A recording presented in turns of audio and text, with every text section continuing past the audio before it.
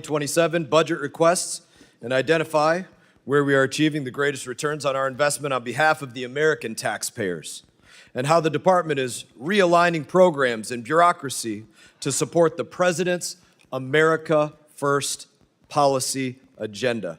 I will now recognize myself for a very brief opening statement. Mr. Secretary, I appreciate you being here today. I know that members are eager to get to their questions, so I'll be very brief. We appreciate your attendance. I can give you a foreshadowing of what you're about to experience. My Democrat colleagues are going to sit up here and say that they haven't heard from the administration. I'm going to thank you for the 30 times just in this Congress that the State Department has briefed the full committee, the subcommittee, roundtables, other times that you all have been here to brief us on a myriad of issues. I want to thank you for the over 20 briefings that you've given to Congress by yourself with General Kane, Director Radcliffe, Secretary Hegseth, and others since the start of Operation Epic Fury. Some of my colleagues in here will say that we are in a war of choice with no real threat to the U.S. I want to say to you, thank you for choosing to kill those who have been attacking and killing us for over 47 years, specifically attacking us over 350 times in the 30 months prior to Operation Epic Fury. Under senile Joe Biden, my colleagues over here voted to say use any and all means to prevent Iran from obtaining a nuclear weapon. So I want to thank you for bringing the heat to Iran, even though most of my colleagues on the left now say that Iran poses no threat. They pretend as though they have never been attacking us. I also want to thank you for the work that you've done to reset the Western Hemisphere. While you've been focused on bettering our relationships in places like Panama, Cuba, Venezuela, throughout the Gulf of America, the Biden and Blinken administration focused on funding drag shows in Ecuador and transgender operas in Colombia. I would say your work is significantly better. So I want to thank you for the substantial change in putting America first in our foreign policy. And with that, I will recognize Ranking Member Meeks for whatever he has to say. Thank you, Secretary Rubio, for being here today. 18 months ago, you inherited the most powerful diplomatic institution in the world, built on 3 pillars that have defined American leadership since World War II. I call them the 3 Ds: diplomacy, dialogue, and development. And in just 18 months, the Trump administration has taken a wrecking ball to all 3. This administration has involved and have invoked a worldview from years past that has left the United States isolated and struggling economically. What you see is a greatest hits album of failed ideas from the last century. Tariffs, spheres of influence, attacks on civil rights and immigration, ignoring science and hoping for the best. Mr. Secretary, America cannot win the future by trying to relive the past. And your department is Exhibit A. We've seen the systematic dismantling of America's diplomatic corps. Over 100 ambassador posts sit vacant around the world. 1,300 career professionals, people with decades of expertise in energy, counterterrorism, and nuclear nonproliferation have been fired. Efforts to ensure U.S. diplomats represent the diversity of America have been squandered. While China increases its diplomatic presence globally, we have cut ours to the bone. America cannot win the future by retreating and ceding the field. On trade, this administration revived Smoot-Hawley, and we all know how that ended. Trump's tariffs raised costs for American people, harmed small businesses, and alienated our allies. We cannot build a 21st century economy on 20th century failures. Mr. Secretary, After decades of forever war in the Middle East, President Trump promised the American people no new wars, only to send a new generation of troops back to the Middle East. We've traded dialogue for bombs yet again. And where does that leave us today? The Iranian regime still has its missiles, its drones, its proxies, and its nuclear material. There is an Ayatollah still in power, only he's younger, with the IRGC more entrenched and more hardline. The Strait of Hormuz is closed. It wasn't before you started this war. It wasn't before we lost 14 American troops, before American bombs killed 168 Iranian schoolgirls, before Americans were forced to spend over $100 billion on this war. You helped spin the perfect pretext for this war and then failed to prepare American embassies and citizens when the bombs started falling. Those who have defended and enabled this war share direct responsibility for the economic pain American families are bearing as a result. Our allies knew this war was ill-advised, and that's why they are sitting on the sidelines while Gulf energy infrastructure and American bases take incoming. Trump said America first. Now America's alone. In our hemisphere, talk of reasserting dominance has meant illegally abducting foreign leaders, installing one autocrat in place of another, bombing boats without due process, and blockading civilian populations. That is not American leadership. Those are not American values. That is behavior we built the rules-based order to prevent. The Trump administration's attack on foreign aid and development efforts remain equally destructive and regressive. This administration's policies have directly contributed to famine in South Sudan and have undermined our ability to respond to the latest Ebola outbreak in real time. HIV rates are rising.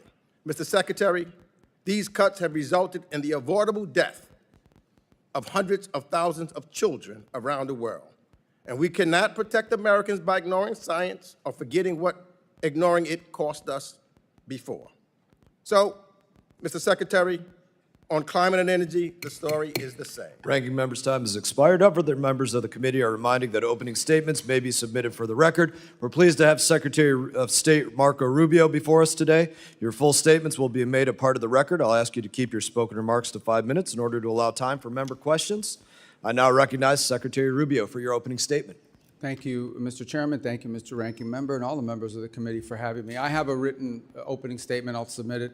I'll try to cut the 5 minutes in half if I can. Let's just get right to the point. I think that I would characterize the last 16, 17 months at the State Department as two things: a history of tremendous successes combined with ongoing and difficult challenges. And we will always have ongoing and difficult challenges in the world. Let me walk through them one by one. India and Pakistan were on the verge of an all-out war.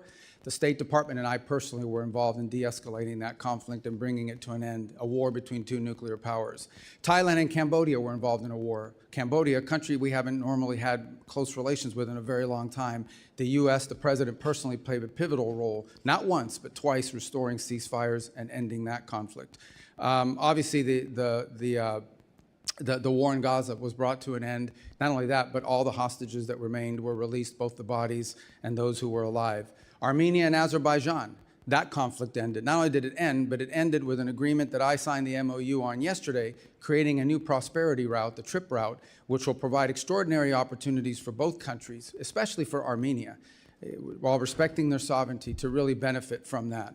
The Shield of the Americas was stood up. That means over 14 countries in the hemisphere, 14 countries in the hemisphere have signed up to partner with us on counterterrorism, counter-narcotics, and security matters. And we believe that that number will grow over the next few months as elections change leaderships in various countries.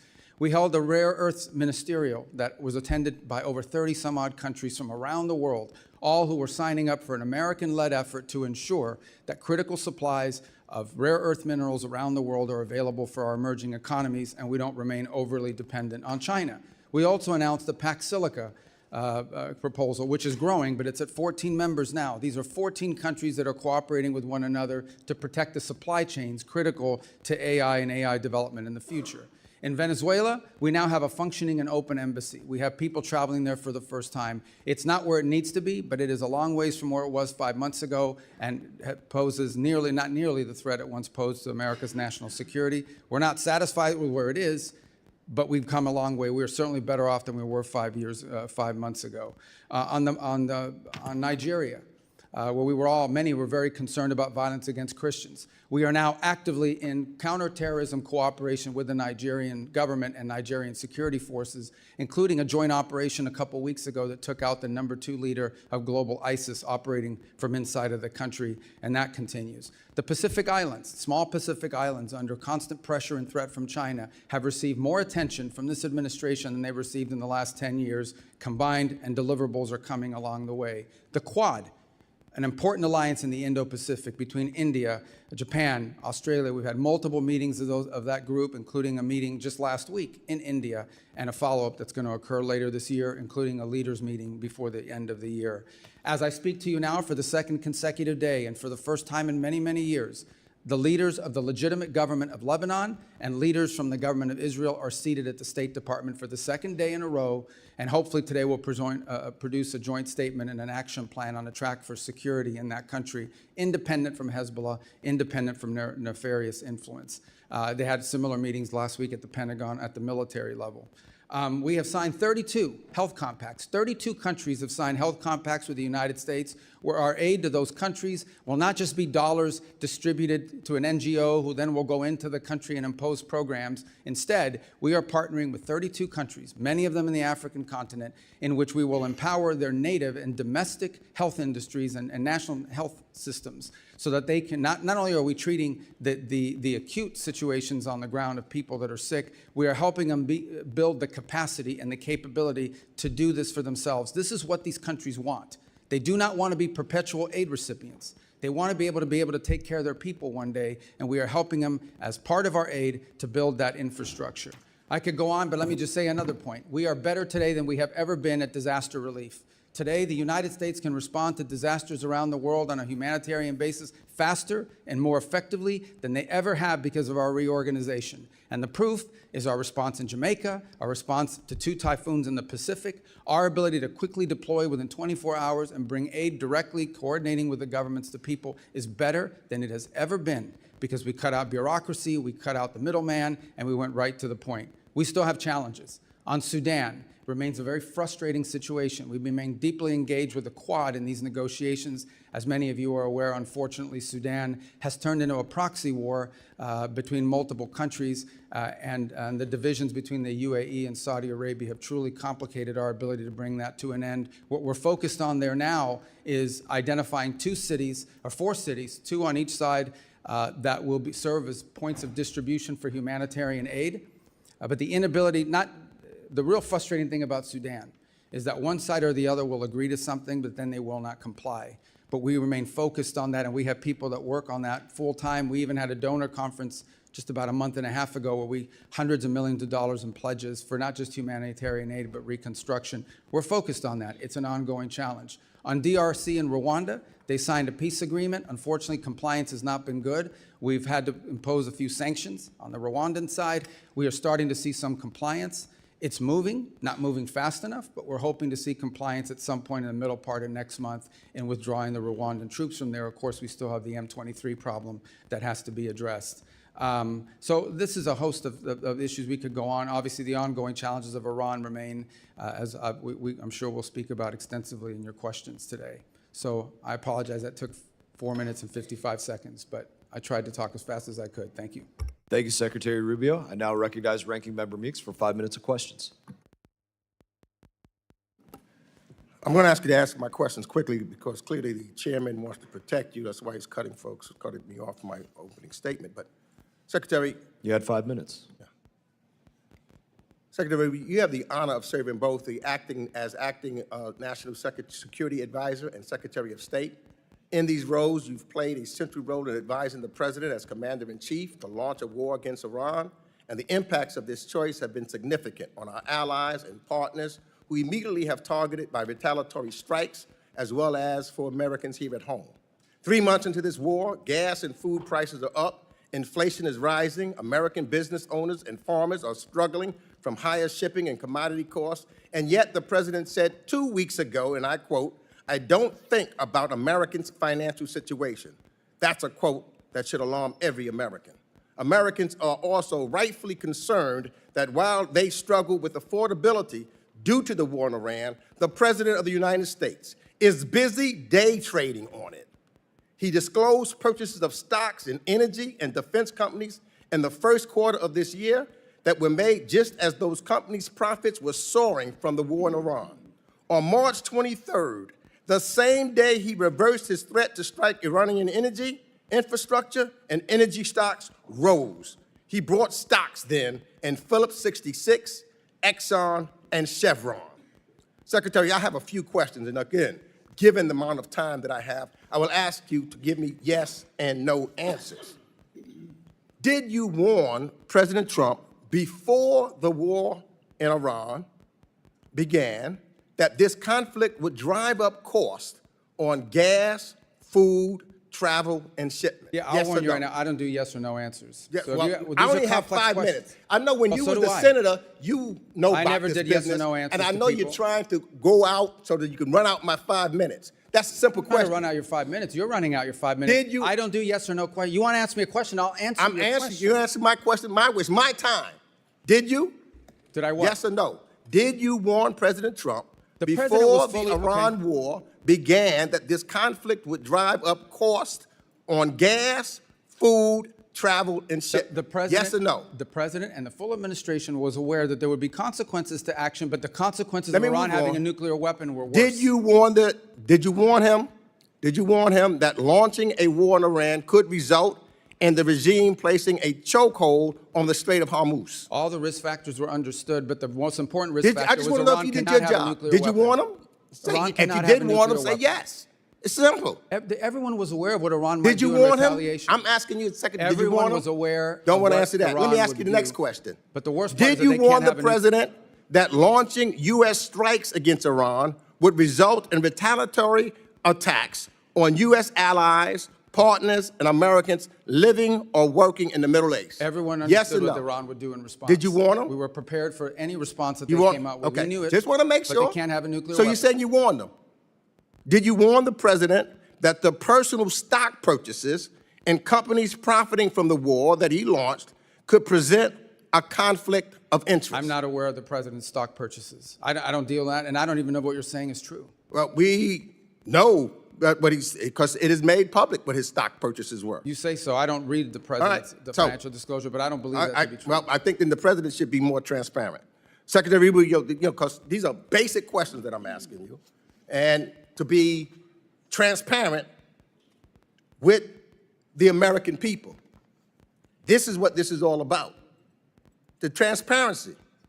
So, for example, when you go and look at some of your statements that you made in regards to Cuba, I only have 58 seconds left, and I'd love to get it, but you talked about Gaisa, who was controlling the military and what's taking place there, and that they had the opportunity to benefit while the Cuban people are suffering.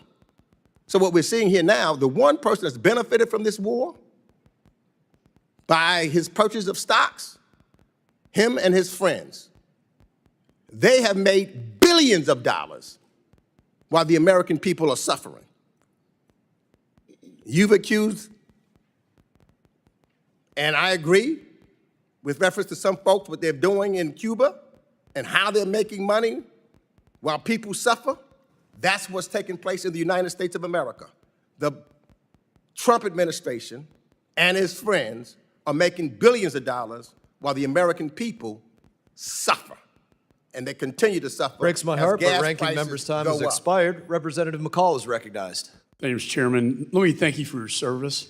Secretary, I know you're wearing a lot of hats, a lot of responsibilities. I think you're doing an outstanding job. Let me just say, since 1979, a dark veil of terror descended upon the Middle East, and we've had it ever since. And every president since that time has said that a nuclear Iran is not acceptable.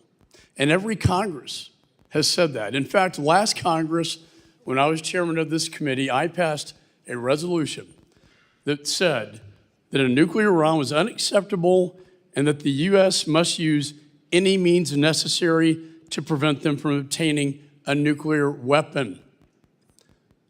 The vast majority of Democrats voted for this. Almost all Republicans. It passed the House floor, a resolution stating that that is not acceptable. We've had a lot of talk in these Congresses and in prior administrations, a lot of talk, but we haven't had a whole lot of action. Your administration, you, sir, and the president have taken action on this very dire, dangerous situation we find ourselves in with Iran obtaining a nuclear weapon. I also want to applaud you for your efforts in this Western Hemisphere. A free Venezuela, a free people, possibly one day a free Cuba. When people don't realize Iran is in this hemisphere, and Russia is in this hemisphere, and China is in this hemisphere, this is all kind of tied together in a coherent foreign policy strategy that I see. So I want to give you the time, sir, to respond to that because, again, all talk and no action. But you, sir, have put this into action. Thank you. Well, let me just, before I address that, the ranking member made accusations against the president, which I've never heard before, but number one, are completely false. Not once. Just to be clear, not a single time, not even for a millisecond, has the president ever discussed his personal economics in relations to war or any public policy that he's made for that matter. And I've been in every one of his foreign policy meetings for the most part. As to your point, what we need to understand is exactly what you just said. It's not just that we say they can't have a nuclear weapon. Everyone says they can't have a nuclear weapon. The Chinese say they can't have a nuclear weapon. The Russians agree they couldn't have a nuclear weapon. But at a point, you have to do something about it. What Iran was trying to do was build a conventional shield of drones and missiles and a navy and capabilities. At some point, they would say to the world, now we're going to get a nuclear weapon, and you can't do anything about it because we have so many weapons and so many drones and so many naval vessels that the price we will inflict on you for trying to do something about it makes us untouchable, makes us immune. And the president was not going to allow them to build a conventional shield behind which they can develop their nuclear program. Today, the Iranian Navy sits at the bottom of the sea.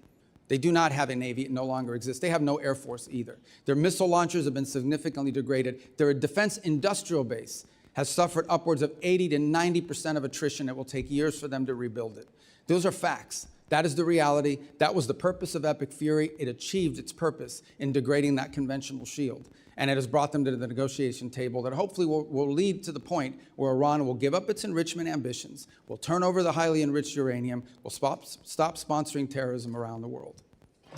You know, and I think the goal should be the fulfillment of the Abraham Accords. We know why October 7th happened, because Israel and Saudi were getting very, very close, and in Iran's perspective, dangerously close to a normalization agreement. And what did Iran do? They lit up their proxies. They lit up their proxies to stop that from happening. I do foresee a free Iran. I do foresee a free Venezuela and a free Cuba, but you have to start somewhere. And I think we're taking the steps so that future generations will thank us for these actions. Look, and on the point of, we would love to see a change in Iran and that they be governed by people, but that was not the goal of our mission. The goal of our mission was to take away their ability to threaten the region with an overwhelming number of missiles and drones that would basically make them immune to any sort of external pressure. And then they could break out to a nuclear weapon.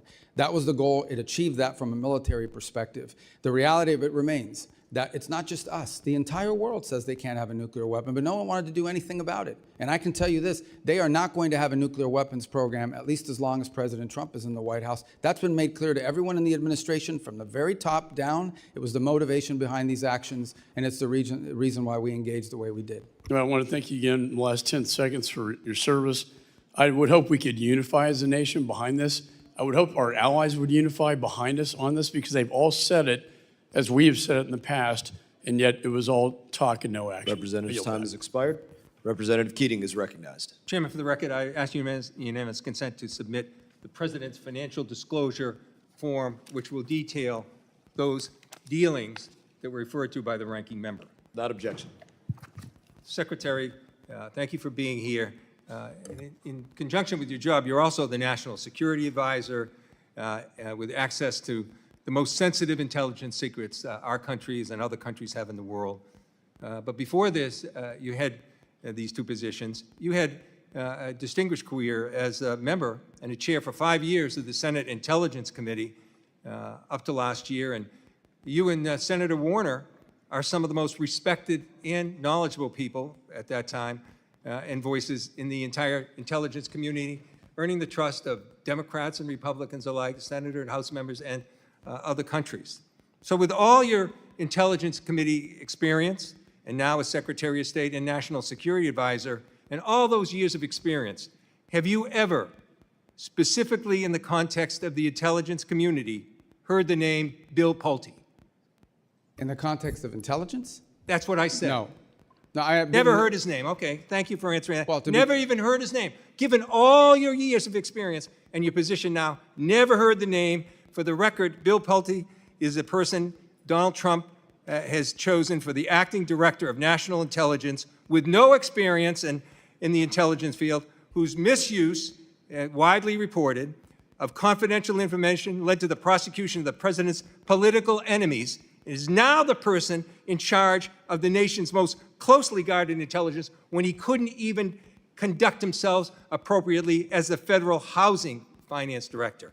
Now, Secretary, have you ever heard of the name Ira Zahari? Who's that? You've never heard the name Ira Zahari I mean, it doesn't ring a bell off the top. in the context of security? Well, let me tell you. Mr. Zahari pleaded guilty for breaking into the Capitol on January 6th through a broken window, wielding a metal rod as a weapon. And Donald Trump appointed him to a team at the Pentagon focused on irregular warfare and, of all things, counterterrorism. That's ironic, given that he participated in one of the most significant incidents of domestic terror in our country's history. I think it's shameful, the people that are being appointed, and I think it's also shameful some of the people that have been fired. Now, I want to move to Iran because given your nuclear and intelligence background, which is extensive and appreciated and respected, I'm sure you're aware that Ukraine, the country at the time with the third largest nuclear arsenal, peacefully turned over their nuclear weapons in conjunction with the Budapest Memorandum and in exchange for the U.S. commitment to defend Ukraine if it ever came under threat. The U.S. gave their word to Ukraine they would defend them. And I found this amazing. In your opening remarks, as you took us all over the world, and you mentioned 15 different incidents where you have interceded, 15, the top 15. Not once did you mention Ukraine when you were prioritizing the achievement that's there. Now let me go on. Tried to stay under Let 5 me go minutes. on. Oh, you tried to stay, yeah, please. Well, I It's can not answer funny. that. It's not funny, Secretary. Now, What's not funny in is Iran that- now, Well, you don't. in this is- Iran you now, can't even I answer reclaim questions my here. time. I reclaim my time, Mr. Chairman. You He's guys make these interrupting me. statements and no He one can is respond. interrupting me. Do something about it. I'm doing it. I'm asking you to reclaim those seconds back.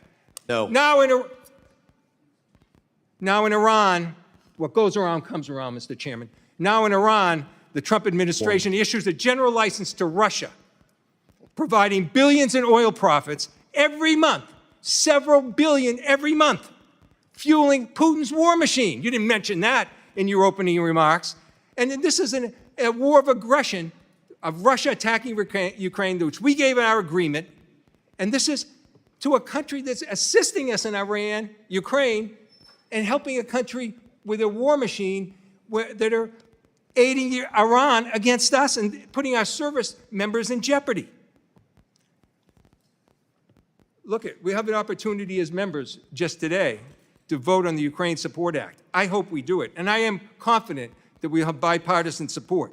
But I hope this administration will act on its own. They could do things themselves that you didn't mention, like rescind these general licenses, complete a bilateral drone agreement with Ukraine, provide direct military assistance that has access to Ukraine, implement comprehensive sanctions packages, Representative's and time condemn has the expired. aggression. Representative Thank you, Smith Mr. of New Chairman, Jersey for taking is up recognized. my time and squandering it.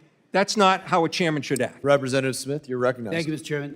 Mr. Secretary, if you need a moment to respond to it. Well, I also didn't mention Cuba because I literally handwrote what I was going to say to you guys, and I told you I was going to submit the written for the record, and I think everybody understands Cuba's a priority for me. Just on the Ukraine front, I'll address it now, if it's okay with your time that I could do so. I think it's well documented that we've been very involved in trying to get the two sides to the table. We've invested a lot of time in it.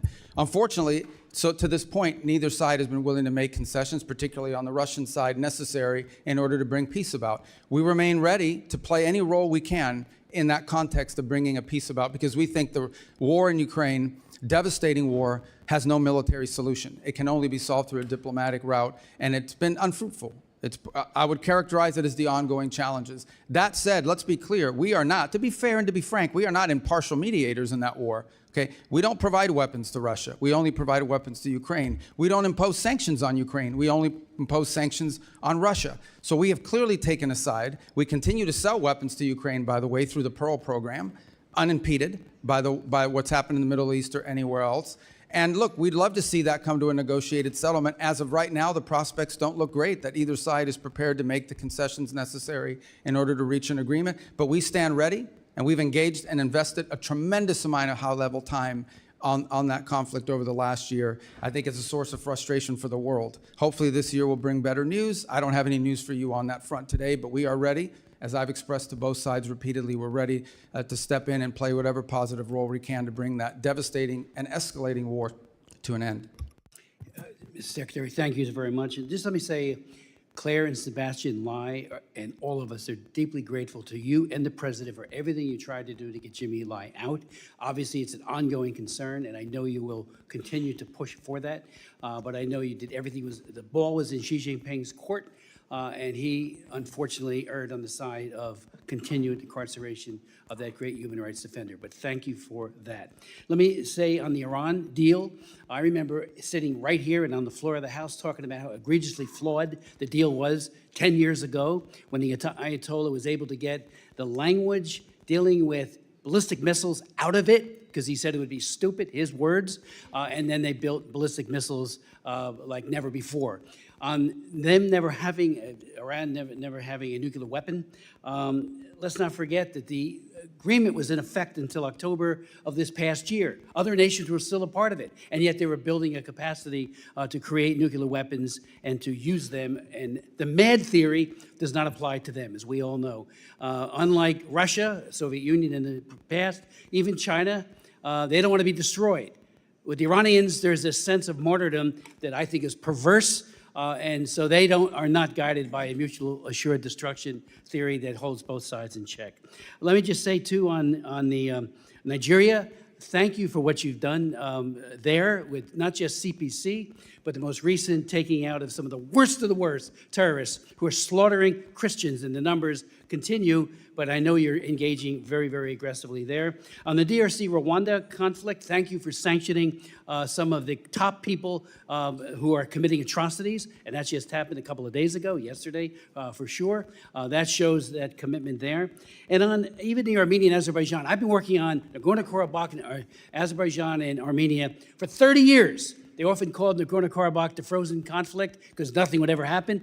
You guys stepped in, and the president stepped in and got a peace treaty. I mean, I've met with Aliyev in Baku on 2 occasions. He was totally unwilling to admit to the human rights abuses that he was engaging in, especially as it relates to Nagorno-Karabakh and the Armenians. You've come up with a solution. Thank you for that. And anything you want to speak to on the DRC or Rwanda or any of these issues, appreciate everything you're doing for this country. There's a full plate of horrible things happening, and we're so grateful you're at the helm. Please. Oh, well, I just on DRC Rwanda, I would say, because just to elaborate on that a little further, as you know, we had an agreement signed, and the compliance was not good in that regard. But to be fair, and I know that some other people disagree with this assessment, but we believe it's pretty accurate on the Rwandan side. And so we initiated some sanctions, targeted sanctions on Rwanda. They've come to the table. They've made some commitments. They are complying with the commitments, maybe not at the rate or speed that we'd like them to, but there's been some compliance on pulling back of troops. What we'll watch very closely, of course, is we don't want to see Rwandan troops change uniform into M23 uniforms and claim that they've pulled out. We got to watch that very carefully. And we also have to deal with the M23 issue there. But those are both DRC, Rwanda, and Sudan are 2 areas we remain very engaged in trying to find a solution to. Representative's time has expired. Representative Castro, you are recognized. Thank you, Mr. Chairman. Thank you, Mr. Secretary, for coming in today and for your testimony. I want to start with Iran. I'm hopeful that the President and the administration are able to reach an agreement that ends the war and also reopens the Strait of Hormuz. If there's a deal subject to congressional review under INARA, I'll approach it with a fair mind, and I hope that all of us will as well. I just ask that you keep the committee briefed on the details of that agreement, and I believe that it's in America's interest that this war end, and I sincerely mean that. We are at war alongside Israel against Iran. Iran has struck Israeli nuclear facilities at Dimona, and American service members are deployed throughout the region, as you know. Congress needs to understand the full risks of the conflict, including the nuclear risks. On May 4th, I wrote to you with 29 colleagues asking for details about these risks and Israeli nuclear weapons. On June 1st, your Bureau of Legislative Affairs responded and said, quote, "We refer you to the government of Israel for your questions about Israel's capabilities." I have to say, Mr. Secretary, that's a very bizarre response. 30 of us wrote to you and to the State Department asking our government for an answer, an assessment about a foreign nation's nuclear capabilities. In your opening statement, you referred to India and Pakistan as nuclear nations. We've also spoken in different sessions, both in closed and open sessions, you know, as a U.S. Senator, former U.S. Senator, about the nuclear capabilities of other nations, Iran, China, Russia, France, the UK, both adversaries and allies. And so I wanted to ask you the question today, will you tell us, the Congress and the American people, whether Israel in fact possesses nuclear weapons? You know that that's a question that they've never acknowledged to have a nuclear program. People can have, as you know, in open source and other reporting, suspicions about what they possess. If we're speaking frankly, I think most of the world assesses that they do, but they've never acknowledged that publicly, and as a feature of our foreign policy for a variety of reasons, we don't discuss it in that way either. Well, I guess a few things. This is the first time, especially for an extended period, that we are at war with an ally, Israel, against Iran, and we have service members deployed. And we don't, if they in fact possess nuclear weapons, and you're right, in open source reporting that has come across, we don't know what their red lines are for using those nuclear weapons. And so I guess I'm shocked that our government wouldn't make an effort to know, to understand, and then to give our oversight body the information that we need to make decisions about the war as well. That's a fair observation, and I would answer that if perhaps you make that request and you're open to it being answered in a different setting other than a public Classified letter. setting? A classified setting? Yes, and both classified and sensitive. And if we could, I think you would get a better response to your question if the context in which it was answered were framed differently than a public letter for a variety of reasons. If we're being mature and grown up here, I mean, foreign policy, and I know that you are, and from the tone of your question, it's clear that it's a serious question. These things require delicate balancing acts between different equities, but I think you can get probably a more fulsome answer if we were to be able to respond to that inquiry in a different context, if that makes sense. Mr. Secretary, I'll certainly take you up on that, and I appreciate your answer. Thank you for that. I have another question on Lebanon. The President and you are working to end this war with Iran, and according to reporting at least, one of the main sticking points is Israel's continuing military campaign in Lebanon against Hezbollah, which the President has called on Israel to stop. The President confirmed last night, in fact, that he in fact told Israeli Prime Minister Netanyahu to stop the war in Lebanon. My worry is that Israel's insistence on continuing this war against Hezbollah will jeopardize the President's efforts and the American government's efforts to reach an agreement with Iran. And so my question is, do you agree that Israel should stop its military campaign in Lebanon and support the President's negotiations for a peace agreement with Iran? I'd love to answer that question. It's going to take more than the 42 seconds, and I know I've seen already that people get pretty pissed off here when their time gets eaten up. But if I can answer that question, maybe the next person will let me continue, because that's a really important question. So let me just start by saying this. Let me walk you through this. We had an agreement. Hezbollah reached out 2 weeks ago and basically said, about 10 days ago, and basically said, we will not launch missiles into Israeli territory if they stop attacking into Beirut. That was the agreement, I think 5 p.m. 2 Saturdays ago. At 6 p.m., they launched missiles. And then they came back and said, well, we made a mistake. We thought it started tomorrow, not Saturday. Then they went again and violated it again on Sunday. But also Israel has been bombing and launching throughout. Is that Well, there's correct? two separate things. Actually, Israel has not conducted massive operations in Beirut for some time. What you see them operating is in the south. And what they are, what we've always said, and it's part of the joint statement, we've always said is Israel has a right to act in its defense. So as an example, Well, but so then why did the president have to tell Israel to stop Time has anything? expired. Representative Wilson is recognized. Thank you, Mr. Chairman. Indeed, Mr. Secretary, I want to thank you and recognize that we appreciate the U.S.-Israel alliance, and we appreciate very much the response that's being done against 1,100 missile attacks that have come out of Lebanon, as you've just identified correctly, and they need to know that, and how they don't know that, I don't know. But any attacks that are done by Israel are in response, not initiated. With that in mind, you are serving at a historic time with success of dictators on the run. Dictator Assad of Syria has fled to Moscow. Dictator Maduro of Venezuela is incarcerated in Manhattan. Dictator Khomeini of Iran has been eliminated, joining the 40,000 Iranians he murdered this year. As chairman myself of the Helsinki Commission for Security and Cooperation in Europe, you have achieved unprecedented unity in Latin America, supporting the liberation of Venezuela and soon Cuba. You have achieved historic unity across the Middle East of all countries supporting American efforts, except for the Republic of Georgia, to oppose Iran and its nuclear capabilities. And in Europe, NATO and the EU are united as never before, promoting defense increases for peace through strength to indeed promote Ukraine victory over war criminal Putin. With that in mind, another region is the South Caucasus, which is critical of the opportunity for the Trump route that you've achieved with Prime Minister Pashinyan of Armenia and President Aliyev of Azerbaijan. What a great achievement that is. With that in mind, though, the pro-Iranian regime and the Chinese Communist Party supported Georgian Dream government, which is illegitimate, threatens American access. There was a rigged election in Georgia.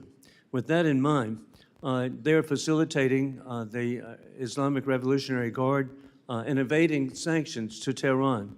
What do you believe should be done to address the rapidly expanding radicalization promoted by the Georgian Dream government in the Republic of Georgia?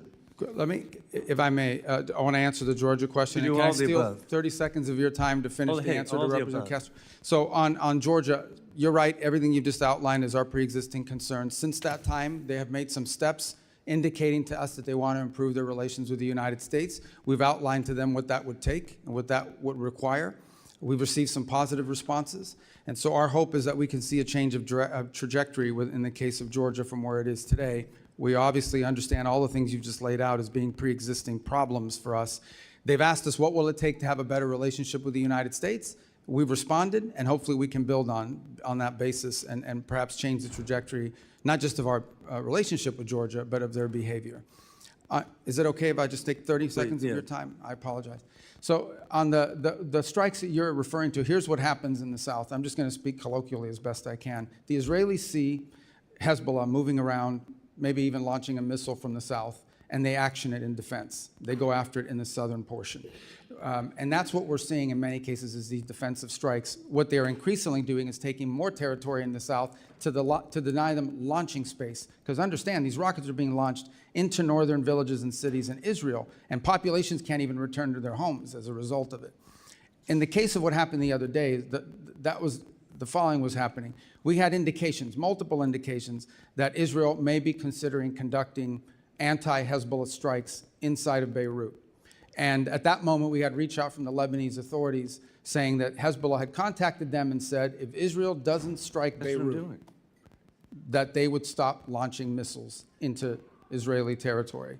That's the message we got, and that's what the president pursued and said, okay, I had this outreach. If you won't do these strikes in Beirut, they'll stop launching against you in northern Israel. Unfortunately, within an hour or two of that conversation, they launched 2 waves of rockets from Hezbollah against Israel in Israeli territory. So it's an ongoing challenge. I think one of the reasons why we're engaged in these talks between Lebanon and Israel is understanding that Hezbollah is not just an enemy of Israel. Hezbollah is an enemy of Lebanon. They are an enemy of the Lebanese government. They have called for the overthrow of the Lebanese government. When Lebanon expelled the Iranian ambassador, He refused to leave. He said, I'm not leaving. You can't expel me. Hezbollah's protecting me. So Hezbollah is not just a challenge to Israel, it's a challenge to Lebanon, to the Lebanese state and the Lebanese people. And we are hopeful that we can create a paradigm in which Lebanon's government and Israel can work together to disarm Hezbollah and allow the people of Lebanon to reclaim its country. But it's complex. This has been going on since, since OJ had isotoners and those commercials. So. And Mr. Secretary, you're correct. I was with President Aoun in Beirut last year, and that what you're doing is should address it. I do want to point out, give Syria a chance, and that's been your success, Tom Barrack, the president, giving Syria a chance. We need to delist Syria from the state sponsor of terrorism, and I urge that to be done. Thank you for being so generous for Representative Castro's question. Representative Titus is recognized. Thank you very much. Thank you, Mr. Secretary. I just want to talk about some of the conflicting comments that we've been hearing about the status of Iran's military. The president just made some comments on Fox News where he said Iran's military, we sort of left it alone because we think that their military is somewhat moderate. We've taken different forms of leadership out, but we've actually left their military alone. People would be surprised to hear that. Well, I'm very surprised to hear it because we've had Secretary Hegseth say repeatedly that Epic Fury decimated Iran's military and rendered it combat ineffective for years to come. You've said the Iranian Navy's at the bottom of the sea and they have no Air Force either. Well, which is it? You're the Secretary of State and the National Security Advisor. If you can't tell us if the military's decimated or not, is it at the bottom of the sea? Was it left alone? This is a major point I think Congress needs clarity on. Okay, thank you. Fair question. Let me address both of them. The first is on the military. I think there's a difference between the military's hardware and capabilities and the individuals involved in the military. As you know, the Iranians suffered tremendous losses in personnel, and that includes top leadership of the IRGC and other elements of their government. What the president is alluding to is that there are certain individuals in the Iranian regime who have indicated both directly and indirectly a willingness to approach the future perhaps a little different. Not ideal. I'm not telling you, look, everybody talks about moderates in Iran. There are no moderates. There are radicals and super radicals, okay? That's been our view of it. But there are some of them that believe that they actually need to do a deal because their economy is in shambles. And so I think what the president is alluding to is that there are some individuals involved in the negotiations and in elements of their government, including some in elements of their military that are more open to a deal than other. As far as the Navy is concerned, yeah, they have no Navy. What they have remaining is a bunch of small crafts, I would call them Boston whalers with machine guns. And these things are harassing ships. And these are the ones that go after, in some cases, they drop mines off the back of them, or they try to harass shipping with swarms. They are unable to form swarms the way they once did. They are primarily now threatening shipping through the use of one-way attack drones. But their Navy, which you would consider a Navy with naval vessels that can actually conduct naval operations, is non-existent at this point. So is the war still on or is the war off? Well, Epic Fury has concluded. What you're seeing reports of, including last night, is the following. A ship will go through the route, particularly both the northern and southern route of Hormuz. Those ships will come under attack. The U.S. will respond to that attack by shooting down those drones that are trying to sink a commercial civilian vessel illegally and unlawfully. At that point, the Iranians will respond to that by targeting some facility in the region in retribution. On occasion, in order to protect our own forces, we don't just strike the drones, we strike the people who launch those drones. These are completely defensive in nature, but they are happening in response to an Iranian action. If they don't shoot at those ships, we don't shoot. But we have to respond. You have a civilian commercial vessel transiting the straits, and they're being targeted by drones, and these drones are not like highly precise. They could hit any part of that ship and they could create, including an ecological disaster. Well, apparently some kind of military exists that's shooting these drones off. The military obviously isn't decimated. Well, if it can attack these ships with these drones. Yeah, they still retain a And drone. when you say that what the president was alluding to, the president's not a person who's known for illusions. He just shouts it right out, whatever he's thinking. So I don't think he was alluding to anything, as you suggest. Well, drones are, as you know, a challenge in multiple battlefields around the world. It's going to be a tremendous challenge for warfighting in the future because they're cheap. Yeah, I know what drones are. I know you know what they are, but I'm saying that they're cheap. cheap and they're Yes, easy. I know, and we're using things that are very expensive to shoot them down. And that needs to change. That said, yes, they still have the capability to, they can't launch as many as they used to, and they can't launch them in the swarms they used to launch them in, Well, let me but they just- still retain that capability. Okay. Well, let me just ask you a quick question about something that Ambassador Barrack said, changing the subject a little bit. He compared Israel to Hezbollah, for one thing. That was a pretty concerning comparison. But also, he said Turkey should join the F-35 program. These comments are inconsistent with law and longstanding policy, and I'm just wondering what your position is as Secretary of State. Can Turkey get F-15s and, F-35s, or not? What if, Yeah. we seem to be helping the bad guys and not the good guys. Well, as I'm sure you're aware, Turkey actually was in the F-35 program. The reason why they can't get them is because they purchased the S-400 system That's right, from the they Russians. still have those, and they're still under mandatory sanctions Correct. because of So that. as you know, that's governed by statute. Okay, or not? Well, right now, we don't have that choice because it's governed by statute, both Well, then provisions why of the is our NDAA and the ambassador statute. out there saying that? That Well, I- seems to show Representative's the time has chaos in the- expired. Representative Perry is recognized. Thank you, Mr. Secretary. I would give you an opportunity to answer the ranking member, even though he didn't pose it as a question. But I, as a individual like many on the dais who have served in uniform, thank you for your actions regarding Iran and this administration's action. But if you want to answer it yes or no, you're welcome to. Who started the war between Iran and America 47 years ago? Yeah, I don't, these yes or no things I don't like, but I could just tell you, Iran has been at war against the United States since the minute the Islamic regime took over. Yeah, and I feel the same way. And again, thank you on behalf and to honor the thousands and 10,000s of Americans who have been murdered or maimed by Iran. Thank you for honoring them. Just moving on to questions, did Pakistan's foreign minister personally deliver a message to you that Iran is prepared to demonstrate a nuclear weapon should the current escalation continue? That's been reported, and I just want to see if I can ferret that out I've a not little seen bit. that reporting, and I'm not aware of any such message. Okay, and if there were such a message, would that change anything in America's posture, or not only the message, but the action? Would that change anything regarding our goals Well, I think regarding Iran? the hypothetical question is if Iran threatened that they're going to test a nuclear device if talks fail, I think it would confirm everything we believe about them anyways. And I think the president then would have to pursue, or at least have to consider various other options that are available to him in that context. But again, I've not heard that message relayed. I don't know the reporting you're referring to. You're talking about a press report? Yeah, I am talking about a press report. I would be surprised if that message had been relayed. I would be aware of it if it was. I would think so. That's why I'm asking, so that's enough on that. I know that the president, look, he's an America First guy. He's concerned about every single American citizen, regardless of their party affiliation or their ideology and affordability. The president is concerned about those things. And I shudder to think what Iran would do if they could, armed with nuclear capability and ballistic missile capability, coupled with that, seeing what they're doing right now, extorting the world economy without those things. So with that in mind, it's been reported that the UAE is building a pipeline to the Gulf of Oman, which would bypass the Strait of Hormuz, essentially doubling their capacity, which would, of course, lower the price and the risk of global fuel transport or oil transport. Do you understand or do you recognize and know what the timeline for a proposed timeline for completion of that pipeline is? Yeah, I'm aware of those efforts. They actually pre-exist the conflict in terms of a desire to do so. These things, I can't tell you specifically. I'm not a pipeline building expert, Right. but I can tell you it certainly is going to take more than a week or a year. I mean, these are complex. I think the broader point, which your question touches on, is I do think you're going to see a reshifting of where the world gets its energy from in the aftermath of this conflict. You're already beginning to see some of it now. I think you're going to see the United States be a bigger energy provider to the Indo-Pacific.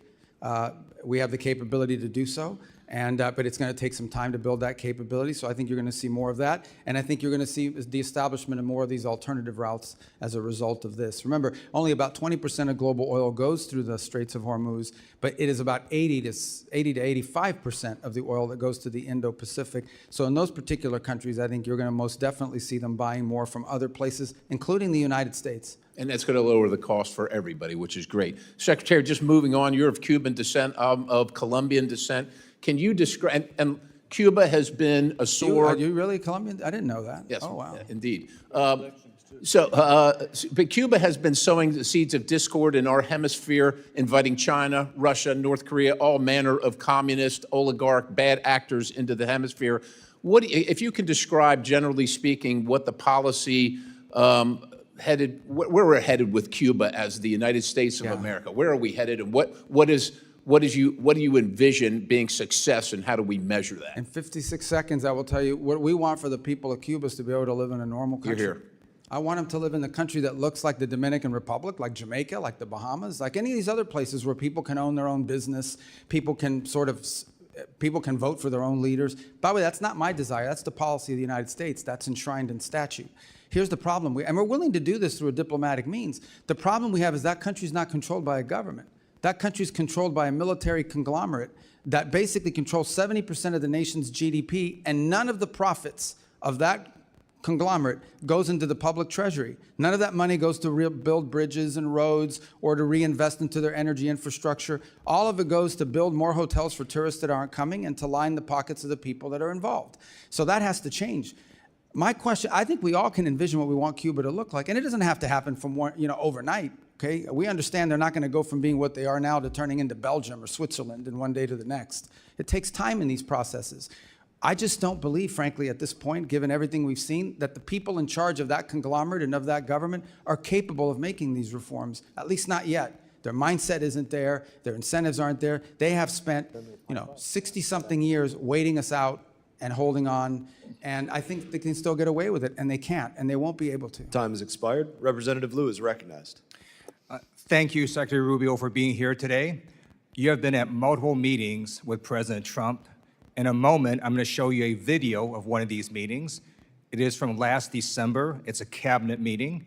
I'm going to ask you to focus on President Trump, and you will see that he is sleeping while you are talking. Oh, my God. Please show the video.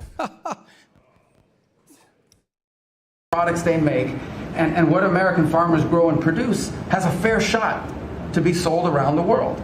On issue after issue, that's been the case. You talk about foreign aid reforms. This is not our money. This is taxpayer money. Secretary Rubio, have you been at more than one meeting where President Trump has fallen asleep? That's false.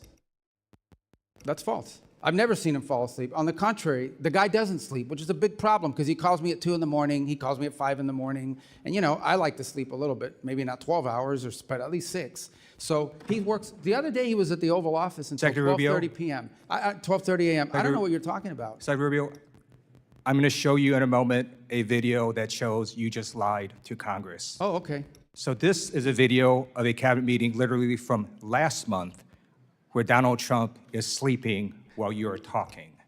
Please show this video. Coalition of countries that line up behind the peace deal, behind the border peace, and it's still every day is a challenge, but it's been driven personally by the president. It's the reason why we're involved in this whole Ukraine-Russia conflict. That's not our war. It's not the president's war. This war started. It never would have happened if you'd been president. But this war is going on, and the president is trying to end it. You are literally talking about issues of war and peace, and Donald Trump is sleeping right next to you. No, he's not. If Donald Trump cannot stay awake at these important meetings where the cameras are rolling, imagine what he's like when the cameras are not there. So I'm going to ask you, have you been at classified meetings where Donald Trump has fallen asleep or had trouble staying awake? I've never been at any meeting where, and the things you're showing me now, he was not falling asleep. And So- I think so it's you're outrageous lying that I'm before again. the Foreign Affairs You're lying Committee of the United States consistently House of Representatives to asking Congress. questions about sleep. You're This is a lying to joke. Congress, Secretary Rubio. So I'm going to show you another video in a moment. The Show me all president's the videos you inability, want. the president's inability to stay awake on the job has caused other countries to perceive him differently. They mock him. They see he is weak and he is feeble. This is a video of a French news channel talking about Donald Trump falling asleep at a Memorial Day ceremony. Please show this video. Well, Mark, a video that appears to show Donald Trump falling asleep at a Memorial Day ceremony this Monday has been circulating heavily online. And internet users have a lot to say about it. It's also reignited rumors about the state of the US president's health. Now, in the video, social media users say that Trump is fighting sleep whilst he listens to the speech given by Defense Secretary Pete Hegseth, and that his eyes appear to be closed for a large portion of the ceremony. Now, we need to remember here that this is a ceremony to honor and remember those US military personnel who have died while serving in the armed forces. And the idea that Trump was asleep at a somber ceremony like this, well, that has triggered outrage online. Donald Trump's inability to stay awake on the job shows that there's something very wrong with his health or cognitive abilities. And in fact, on a number of occasions, Donald Trump will contradict himself in literally the same meeting or interview. In this video I'm about to show, it shows that Donald Trump says the Iranian military is both destroyed and not destroyed at the same time, something that Dina Titus alluded to. Please show this video. Of leadership out, we've actually left their military alone. People would be surprised to hear that, because mistakes have been made in wars where you wipe out everybody and then you have a country that's, for 40 years can never rebuild. You look at what happened with Iraq. We did so. Iran is in a very bad position. They have no military. All they have is good talk, and they have a fake press. So Secretary Rubio, instead of holding North Korean-style cabinet meetings where everyone goes around the room kissing Donald Trump's ass, I'm going to ask you to come clean with the American people and the White House as well. There's something wrong with Donald Trump's health or cognitive abilities. There's a reason he keeps going to the hospital and they keep giving him cognitive tests. We have not seen the president in 8 days. The American people deserve the truth. I yield back. I don't even know how to respond to that, other than to tell you that it's absurd and ridiculous. And I can't believe we're in a Foreign Affairs Committee meeting in front of the House at an important time in American foreign policy. Just keep lying, answering Secretary Rubio. questions Just keep from lying. Supposedly someone who thinks he's a medical expert when he's not. The truth of the matter is we had a cognitively impaired president in office a few years ago. That's a cognitively impaired president, but I don't like to talk about that because it weakens America. This president we have, this is a guy that literally doesn't sleep. He works day and night, long hours, every single day. I don't know if you haven't seen him in 8 days. I saw him yesterday. I didn't see him today, but yesterday because I was in Congress the day before. I talked to him at all hours of the day and night. He works inhumane hours. Okay, I've been on foreign trips with the president that he doesn't sleep in the whole flight. And everyone else is sleeping on the plane, and he's wandering the hallways looking for someone to wake up and talk to that people are. So I don't know what you're referring to, but he has an incredible amount of energy. I'm just telling you, you may not like his policies. You may not like his policies, you may not like the decisions he's made, but I assure you, this is not a president that sleeps or is cognitively impaired in any way, shape, or form, and in fact is incredibly active, much more so in many cases than much younger people that are around him. Those are facts. I see it every day. You're not going to agree because you have another narrative that you want to push, but those are the facts. I just showed you 3 videos of him sleeping, Secretary Representative Rubio. Issa is recognized. Thanks for waking me up, Mr. Chairman. Mr. Secretary, if you'd gone to sleep during those videos, I would not have blamed you. I too have received those calls at all hours of the day and night. I'm, like you, aware that the president works harder than any other person here in Washington. But moving along, a number of things have been said that I find just incredible. First of all, the whole question on whether or not we support Lebanon and whether or not we support Israel.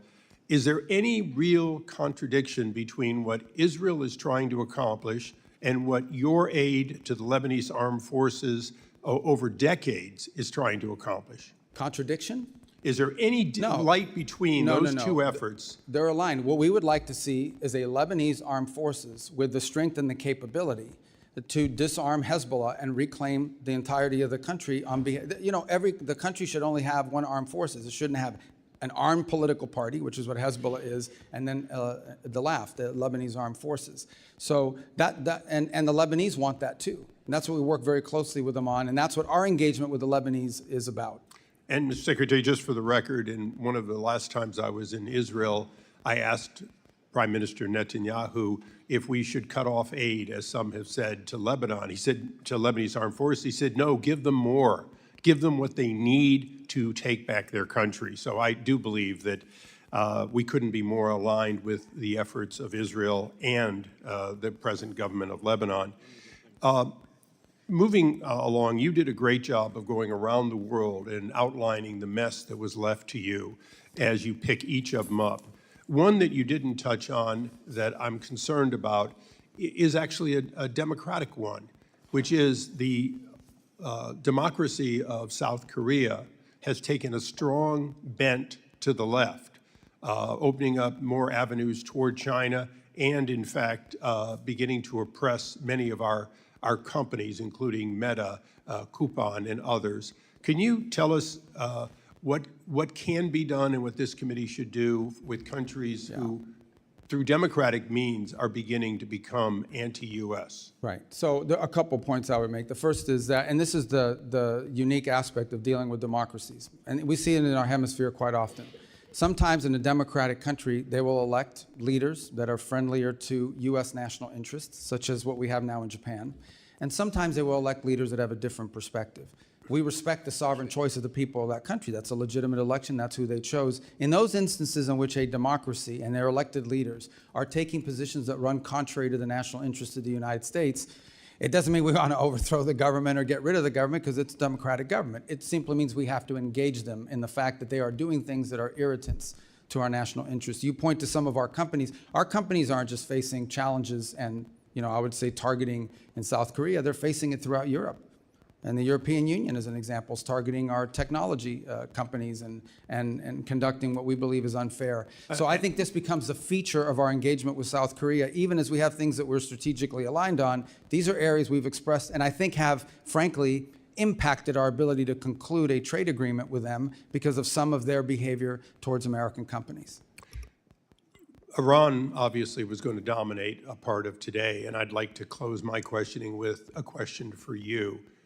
In 1979, if my math is correct, you were 8 years old when they took our embassy and then lied about it, claimed it was students doing it. That's 47 years ago, has been said many times. Is it fair to say that President Trump, no matter what the people on the other side of the aisle want to say, is not in the 60th or 70th day of action, but in fact in the 47th year of an ongoing war with Iran that has spread to Yemen, to Lebanon, and even to South and Central America? I think I would start, well, absolutely, first of all, with Hezbollah. Hezbollah is an agent of the Iranians, and they've carried out terrorist operations around the world, including the recent anniversary of what they did in Argentina, the Jewish Center.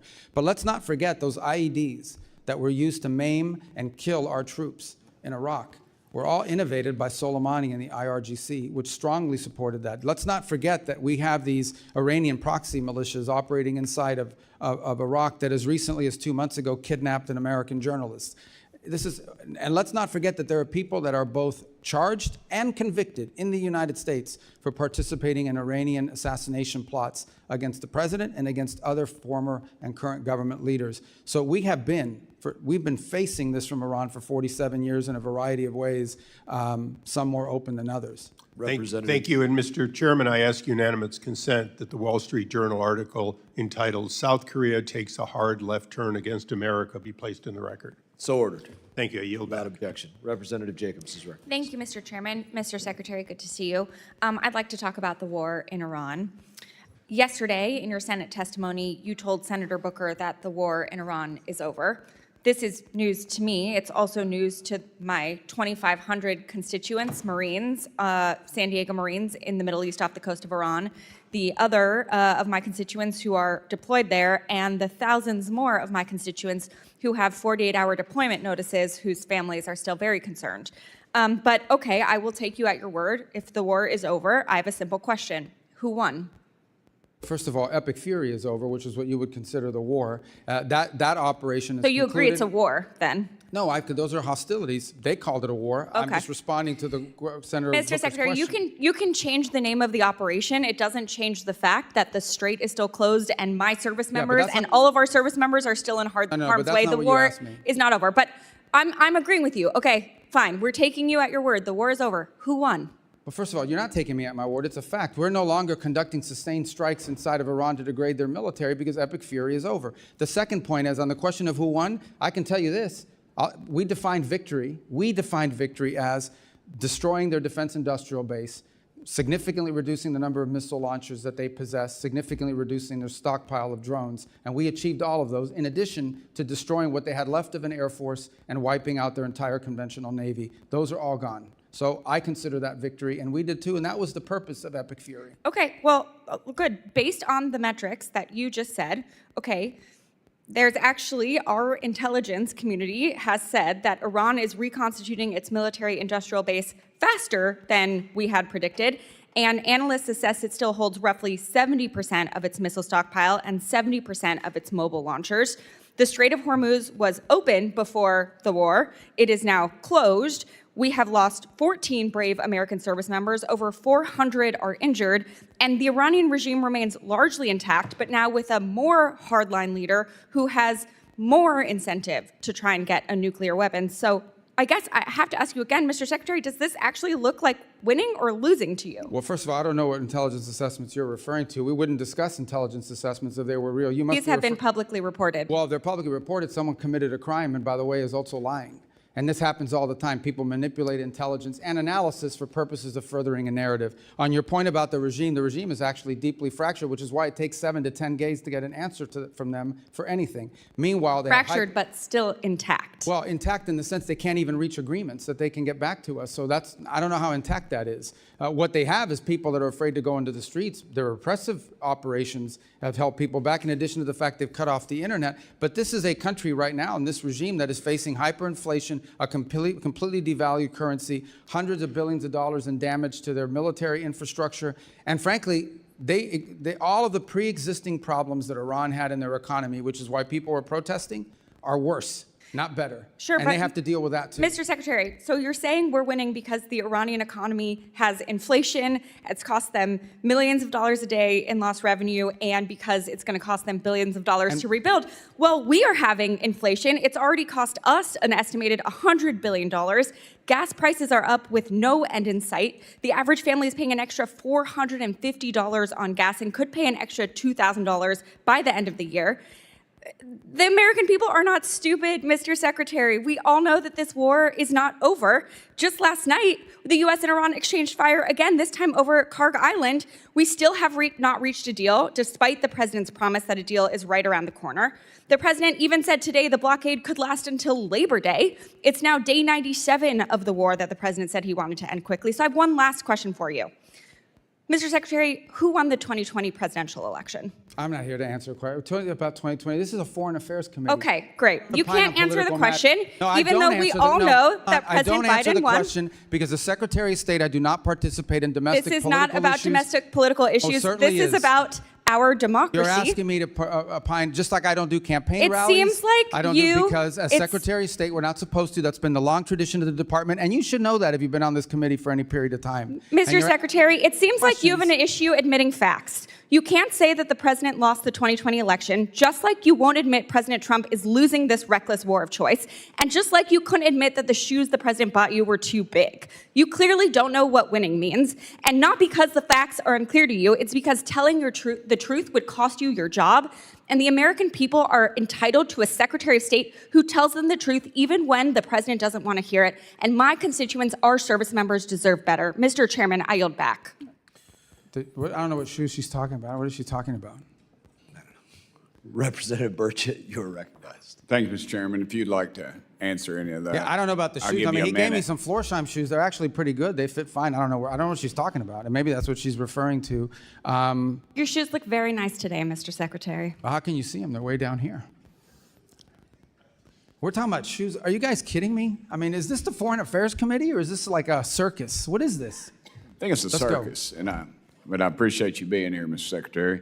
The United States is NATO's largest financial contributor.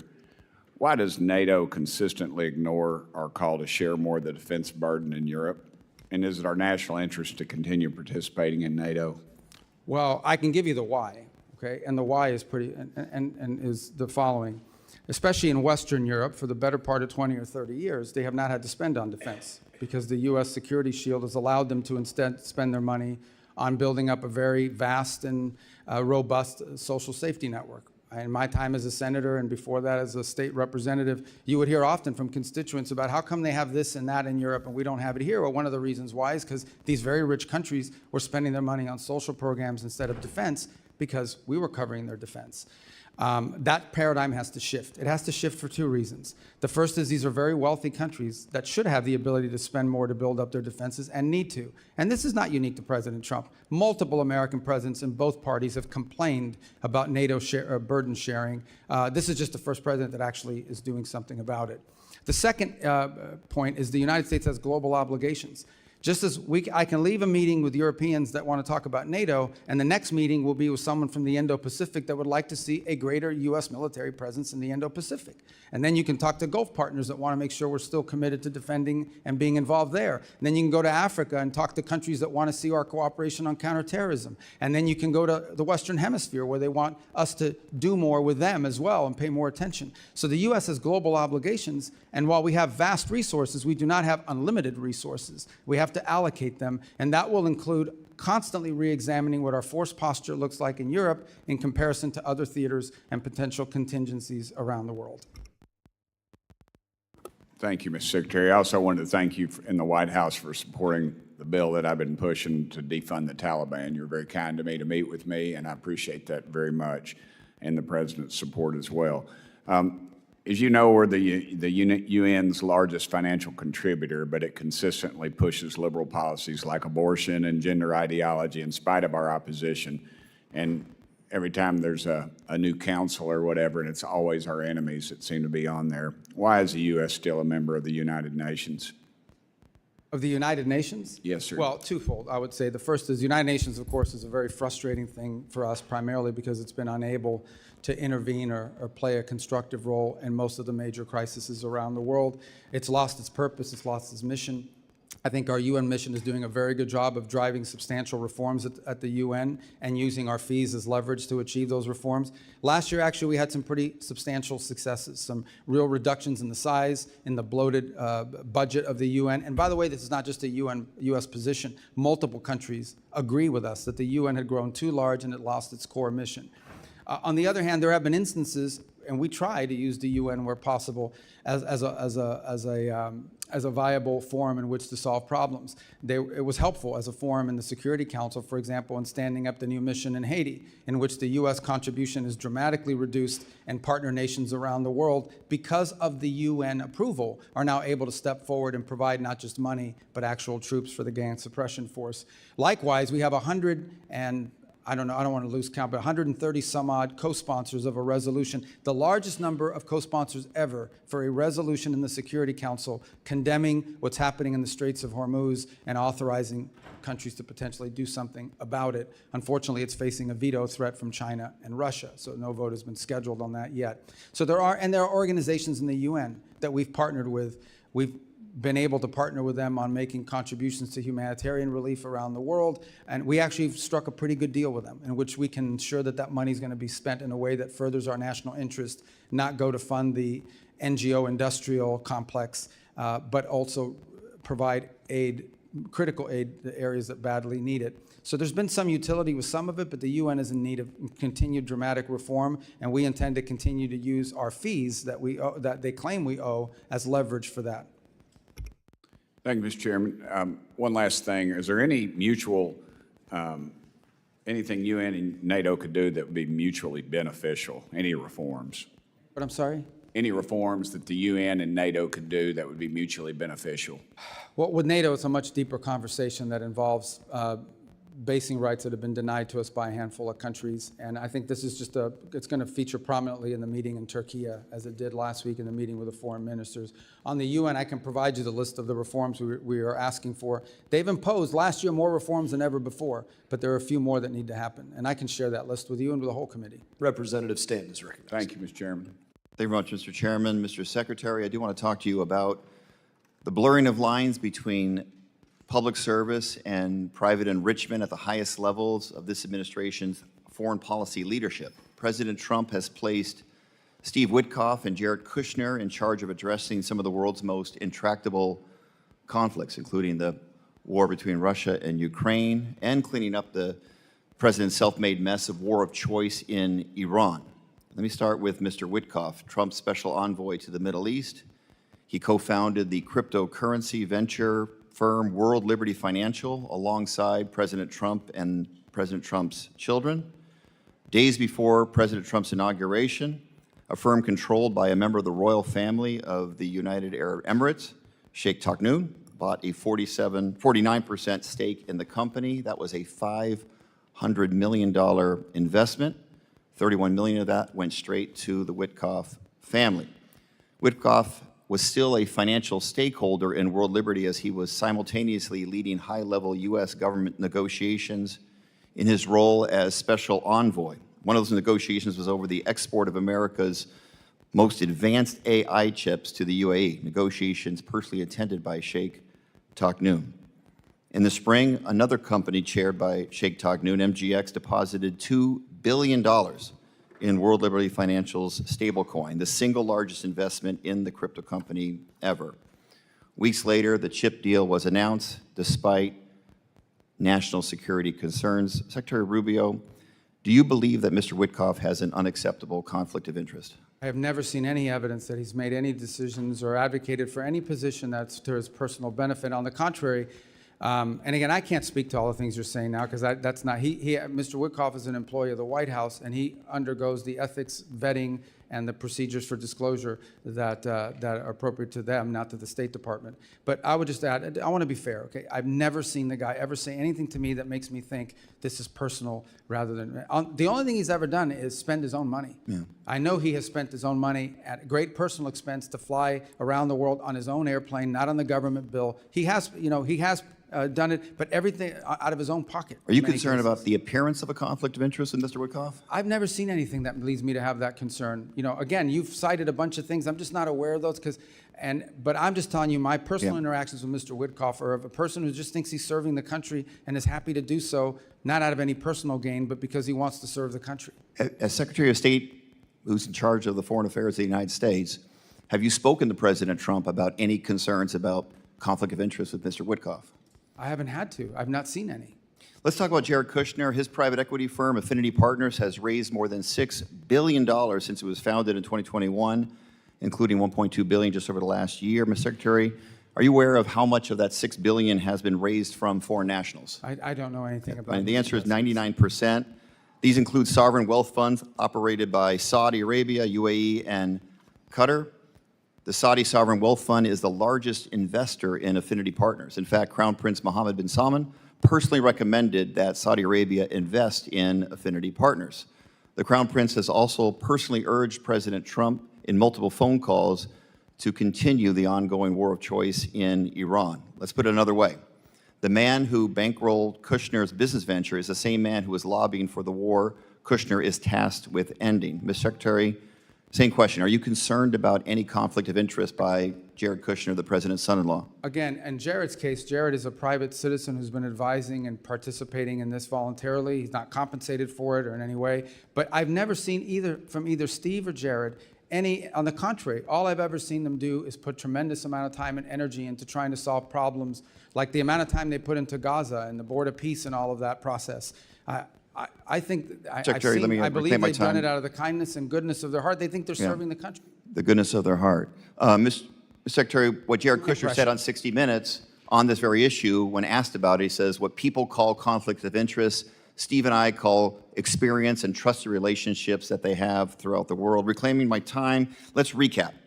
The two men tasked with resolving this country's most sensitive national security issues, including meeting with Iranian negotiators, are profiting off the same countries that they are engaging with. One thing we know for sure, while the Ukraine peace talks are going nowhere and the war of Iran has no end in sight, Witkoff and Kushner are making out like bandits. Meanwhile, a gallon of gas is still hovering about $4.67 in Phoenix, Arizona, that I represent, up nearly 40% from just 18 months ago. The American people are paying more for gas, for groceries, for everything. They're footing the bill while representatives of our government are cashing in. I yield back. Representative Jackson is recognized. Thank you, Mr. Chairman. And thank you, Secretary Rubio, for being here today. Thank you for your work to execute an America First foreign policy that is making America safer, stronger, and more prosperous. From confronting the corruption of the Maduro regime to negotiations with Iran to stabilize the Middle East, you have played a crucial part in spearheading the administration's Peace Through Strength initiative. Secretary Rubio, I want to reiterate what you wrote in your opening statement, that American leadership should always be on behalf of American interest. Thanks to President Trump's historic foreign policy initiatives, the USA has no longer sit idly by as other nations take advantage of American funds and military support. My question: global commerce and diplomacy rely on coordinated strategies with allies to combat illicit trade and support U.S. exporters. To support the Trump administration's efforts to enhance U.S. national security while advancing strategic American investments, I recently introduced the Strategic Export Controls and Border Security Enhancement Act. This bill would codify the State Department's Office of Export Controls and Border Security to strengthen the operational capabilities of allied countries to better protect U.S. critical technologies from diversion and misuse by our foreign adversaries. Secretary Rubio, how is this office being utilized to prevent the illicit trafficking of sensitive and dual-use technologies, and how do you see this office being used to advance America First diplomacy moving forward? Yeah, I think at the core of what you're trying to get to with your bill, and we're trying to get through with our sources, with our resources, is as follows, and that is that you will say you can't sell a certain product, or a certain product can't be exported because it provides, it would be the detriment of the national interest of the United States. But it's prohibited for one country, but it's not prohibited for some other country. They will then set up a company in a third country and use that to evade the sanctions. In essence, you will find a company, let's say it was a sanction against a transfer of technology to a Chinese company that's linked to their military. But they will then figure out a way to set up a company in a third country, in a country that's not barred for export. And they will use that vehicle and that route in order to be able to export a valuable technology. And so what we're trying to get at through our efforts is identifying those countries where that is happening and those companies that are being used for that purpose. And I think your bill, though I haven't read it, sounds like what it would do is it would codify this effort so that it exists beyond this administration. Well, thank you. I appreciate that, and I'm anxious to partner with you from a legislative standpoint on that. So if there's anything in the bill when you do see it that you would recommend, please let me know. Under this administration, the Foreign Service has refocused its diplomatic corps on merit and performance. The State Department has eliminated internal DEIA programs, slashed woke investments, and neutered NGOs that were working against U.S. national interest. We finally have got away from trying to force other governments to adopt the crazy woke social agenda of the failed Biden administration, the same agenda still being promoted by many of the progressive Democrats on this committee, unfortunately. And we are now ushering in a new era of American efficiency and strategic diplomacy. Mr. Secretary, how can this committee continue to provide the State Department with the tools in the upcoming Foreign Service Act reauthorization to advance President Trump's American First agenda and continue this progress? I mean, I think codifying these policies are important so that they exist for the long term. And I want to just say one thing when it comes to the issues that people use the term diversity. The Foreign Service will always be diverse in comparison to maybe some other agencies, simply because foreign service and international diplomacy often attract people that are first generation or maybe even immigrants themselves. They have language skills, they have cultural skills or what have you that sort of attract them to diplomacy to begin with. I think you see it reflected in ambassadorial posts around the world as well, the ones the president has nominated and so forth. I would also add something that's very unique to the State Department, which other agencies don't have. The majority of our employees, over 47,000 of our total employees, about 70,000, 47,000, are locally employed. These are nationals of other countries that work for us, and they're a key part of our missions. We couldn't carry out our mission function in many of these countries without these locally employed individuals that are not even American citizens, but they're valuable resources. They've been there for 15 or 20 years, so in and of itself, I would say the State Department, but ultimately, we want to hire the best people for the job. And that's what we should always want. We want to hire the best people for the job, the ones who are most capable of doing the job. And I think we can do that and still have a very diverse workforce, but not because of the diversity, but because of their skill, their merit, and their abilities. Thank you. I appreciate that. Mr. Chairman, I yield back. Representative Jackson is recognized. Thank you very much. Thank you, Secretary Rubio. Great to see you again. Thank you for your forceful words in support of diversity, although there are some conflicting claims to what it means. Secretary Rubio, I stand before you not simply as a legislator, but as a witness to a moment in our nation's history, and we are threatening to sever the sacred connection between our national interest and our moral obligation. This is a budget hearing, of course, but more than numbers on a page, we have to wrestle with the meaning of what those numbers mean to the lives of real people in real places, whose very existence is bound in no small way to the decisions that we make in this room. I want to start by showing the American people what the dismantling of the diversity, equity, and inclusion means. Under your leadership, we are abandoning the continent of Africa. Would you put this up, please? The question is not what can we afford, but what we are willing to become. Under your leadership, the U.S. effectively has closed 31 consular operations across Africa and has 34 ambassadorships vacant. Under your leadership, we froze student, refugee, and valid visa processing to 26 African nations. Under your leadership, we have raised the tariffs on 30 emerging economies. Under your leadership, we have pulled out of the pandemic and healthcare aid for over 40 countries. Our diplomats used to operate in every region, culture, and society on earth. A workforce that reflects the diversity of our country is not a political objective. It is indeed, as well as you know, a strategic advantage, as you articulated. Africa and other developing nations are fast-growing and young populations represent one of humanity's greatest opportunities for shared prosperity, climate resilience, and democratic transformation. On global health, last year, the Trump administration cut off all funding to the World Health Organization. However, to prevent diseases from reaching our shores, the U.S. still needs the global outbreak and disease surveillance functions that the World Health Organization offers.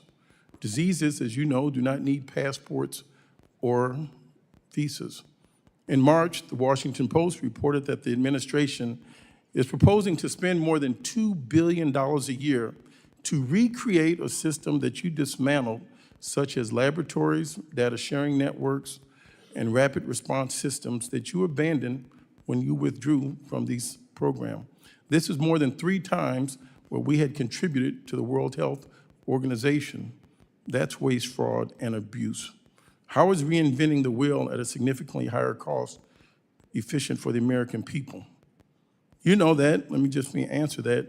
Since Eastern Congo and Uganda are currently experiencing the 3rd largest outbreak since it was discovered half a century ago, and your response was to criticize the World Health Organization that you had retreated from. Your statement in the administration's action revealed a retreat from our responsibility, a shrinking of the vision of America, and a devastating abandonment of those who have long looked to the U.S. not as a savior, but as a partner in the difficult work of survival and dignity.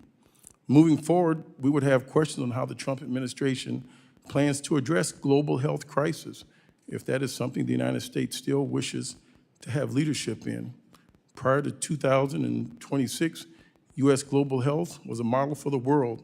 Its initiatives helped contain more than 250 diseases across more than 40 countries. But DOGE and this administration have not told the truth. They told the American people these cuts were necessary. Because I can assure you there's nothing necessary about denying medicine when people are suffering. There's nothing justified in weakening initiatives like PEPFAR and the Global Fund.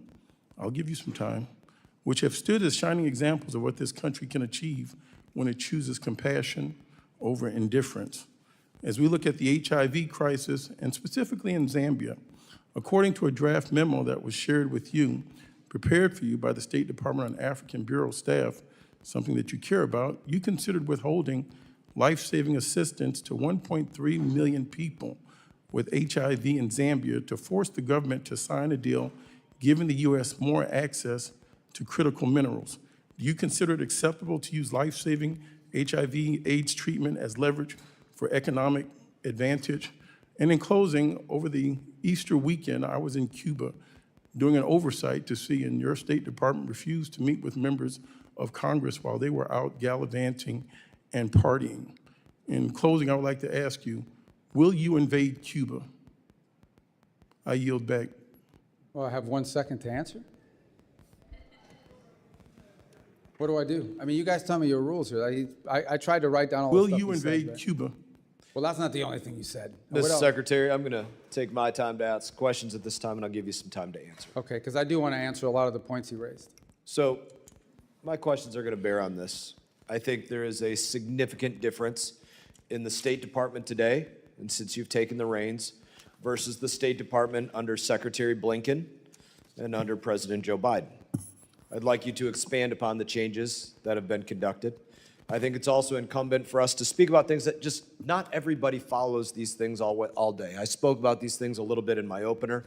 The amount of attacks that have come against the United States of America by the hand of Iran, not in 47 years, just in the last 30 months prior to Epic Fury beginning. I referenced over 350 attacks, 200 wounded, multiple Americans dead, to include Specialist Moffett, Specialist Sanders, Specialist Rivers.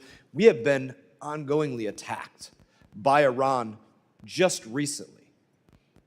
And the United States has largely done nothing about it. I think one of the things that's changed about us is that we are not going to be an America that gets attacked and pretends it never happened, ignores it, does nothing. That was a way of the past. So, Secretary Rubio, I'd love for you to discuss this and discuss the questions that were asked previously, and you have 3 minutes and 45 seconds to do so. Okay, good. And I actually think they dovetail because there's a couple points. First of all, it's just absolutely false that we've abandoned the continent of Africa. As I've highlighted multiple times here on the diplomacy front, we are deeply engaged in the DRC and Rwanda peace negotiations. In fact, if it wasn't for us, there wouldn't be any negotiations. We are deeply involved in the Quad effort with Sudan that involves the UAE on one side, Saudi Arabia on the other, and it's deeply complicated that we actually have helped host donor conferences. So we are very involved in all of those issues. As I pointed out earlier, we've been working very cooperatively with the government of Nigeria to go after a common threat, terrorists that want to aim at us but are threatening the nation state there now. And by the way, we're opening new areas of relationship like Equatorial Guinea, which is a country we really hadn't had much interaction with for many years, and now that's begun to flourish, and hopefully we can build upon that. In the case of the consular services, we've consolidated consular operations all over the world. And one of the reasons why is you can do it more efficiently. There are areas where literally the number of either visas that are not accepted or even applicants do not justify having a full-time station. We've done this repeatedly, not just under this administration, but previous administrations have done that. And so consolidation of consular services is not unique to the African continent. We've seen it in Mexico, where we're going to close one consulate because the cost-benefit analysis doesn't add up. On the World Health Organization, they basically covered for China during the COVID pandemic. Openly covered for China, refused to disclose the reality of what was happening soon enough, and didn't put the blame quickly enough on where it belonged. But not just the blame, it didn't allow researchers to be able to begin the work of, it took longer than it should have to develop a vaccine and other things because of their attitude towards that. And we have deep problems with the way the World Health Organization seems to play politics on behalf of some countries, and we've pointed that out. Now, let me talk about a couple other things you raised. The Global Fund. The Global Fund is very happy. You should call them. They're very happy with us. They put out multiple statements about the work we're doing with that. We are fully compliant. Can I challenge any of his assertions, Chairman? It's my time. No, but I'm just telling you, the Global Fund, we are, for example, there's a 33% cap on what we give. The rest has to come from other donors. We are at that level right now. And if donors give more, we'll give more. We're committed to that. They're very happy with what we have worked out with the Global Fund. I think the other thing you didn't point out is we are not abandoning these countries or these programs. We're entering into compacts, 32 compacts, the majority of them in Africa, in which we go to a country and say, look, rather than force a bunch of NGOs from Northern Virginia on you, we are going to work with you. We are going to give the money government to government, and we're going to work in cooperation with your government to build up your national health system. So not only can you care for the patients you have now, but ultimately you won't have this problem for 5 or 10 years. And they want that. They welcome that. They do not want the ongoing dependency of aid. These countries clearly want to establish their own systems. Come over here because of visa. Representative Jackson, you're not recognized. I know, but on Zambia, look, we're not threatening them with anything. They just don't want to sign a compact. But you do raise an interesting point, not specific to Zambia, but broadly. Okay, there are a lot of countries we give a bunch of money to. You sit there and you say, okay, we donate $50, $80 million a year to this country. We do all the aid for that country. But all of the contracts, all of the rare earth minerals, all of the financial benefits, all of the commercial deals are with China. So explain to me, how is that good for the American people that we are in a country that we take care of all of their problems, but then all the economic benefits flow to China or some other country. That has to be talked about. How can I justify to the American people that we flood a country with American aid, but all of the commercial benefits in that country go to China or someone else over us? That is a legitimate thing to discuss with every country in the world that we give a lot of aid to. That is the reason why aid should not be separated from policy, because it has to reflect our national interest. Thank you, Secretary Rubio. Representative Kamlager-Dove. So, Mr. Secretary, 5 months ago, you essentially became the new overlord of Venezuela, taking control of the country's oil revenues and giving foreign companies access to its oil and minerals. But you have provided no real transparency about where the money is going and who is benefiting from this arrangement. I want to now talk a little bit about Mauricio Claver-Carrón. So, Mr. Secretary, you've known Mr. Claver-Carrón for many years, correct? I don't know how many years, but sure. Okay. We know that he was special envoy to Latin America. He's also a former lobbyist who supported your presidential campaign, I think in 2016. And now he runs a private equity firm that is seeking $1 billion in investments in Latin America. Apparently, he is seen as your right-hand man on Venezuela. But he's not a federal employee, and he's not bound by rules about financial disclosures or conflict of interest. According to the Washington Post, he acts like a kingmaker in Venezuela, helping to determine which private companies get contracts and access. And that's concerning because in January, you gave confidential licenses for Venezuelan oil to a company that had been charged with bribery by the Department of Justice and employs a trader who gave $6 million to Trump's campaign. Some have said that Mauricio is the Jared Kushner of Latin America, but Mauricio has said that Jared Kushner is the Mauricio of the Middle East. So who is Mauricio, and why is he riding on private jets to Caracas with executives from firms trying to get contracts? And why is he texting Delcy Rodriguez on the regular? Who is he working for? Okay. I'm gonna allow you to respond. I'm setting this up because it looks unseemly that essentially you are taking Venezuelan oil money and sending it through a network of campaign donors, corrupt politicians, and lobbyists, and we can't get any documentation on that. We don't have any receipts. So the question is anyone from the administration, directly or indirectly, benefiting from the contracts being doled out in Venezuela? Is this where I get to answer? Yes. Okay, perfect. Number one is the number of people. Mauricio is one of many people that are involved in what's happening in Venezuela. There's not a day that goes by that we don't have someone who's interested in what's happening in Venezuela for a variety of reasons. Nor is he the only person in the United States that directly contacts Delcy Rodriguez and others. There is a stampede of people that want to be involved in Venezuela. Mauricio is one of many, but by the way, not involved in Venezuela. I am not knowledgeable or know of any financial links he has to anybody in Venezuela. So I'm going to reclaim my time, Mr. Secretary, Well, but I'm glad that you said that. Because you have said these things, you have shared these talking points before. They're not talking points, they're the truth. But it is hard to take your word for it when this is the most corrupt administration in American history. Well, that's we're your talking opinion. pardons for sale, we're talking about no-bid contracts to those on Trump's family and friends plan, we're talking about a $1.8 billion slush fund. And I think that's corruption. The American people think that's corruption. They want to know if you think that's corruption. Okay. Number two, this goes right to the point of transparency. You're absolutely wrong about the way the money flows. It's pretty straightforward, and I'll share. So I'm going to have to reclaim my time again because the question what kind of process about is this? They get to ask questions and you don't get to answer? It's my time. The question I don't know about about you. When corruption is it my really time? important. So why am I because here if I don't get to answer your questions or your defamatory statements? I'm reclaiming my time, Reclaim. Mr. I want Chair. you to, but I want to reclaim. Well, do I get time? Because you make these defamatory statements and no one can talk here. If This you is crazy. can't call out corruption in this country, then how can you call it out in another Well, I can't say country? anything because you won't let me That is the speak. question. It is about credibility and your credibility meter is on empty right now. This See, oil. these guys just get to talk and I don't get to answer? Who determines the barrels of oil that get sold? How But you many won't let of them? me At answer your what question. price I have an does it answer get for your sold? question. Where is it going? Oh, I get it. will They let have to you. use their time for me to answer The your onus question. is on you to a prove joke. that there is no corruption happening. Well, how do I That is prove it if your you don't let me talk? responsibility as the Secretary of State. And you know what? Normally, we would have access to that data.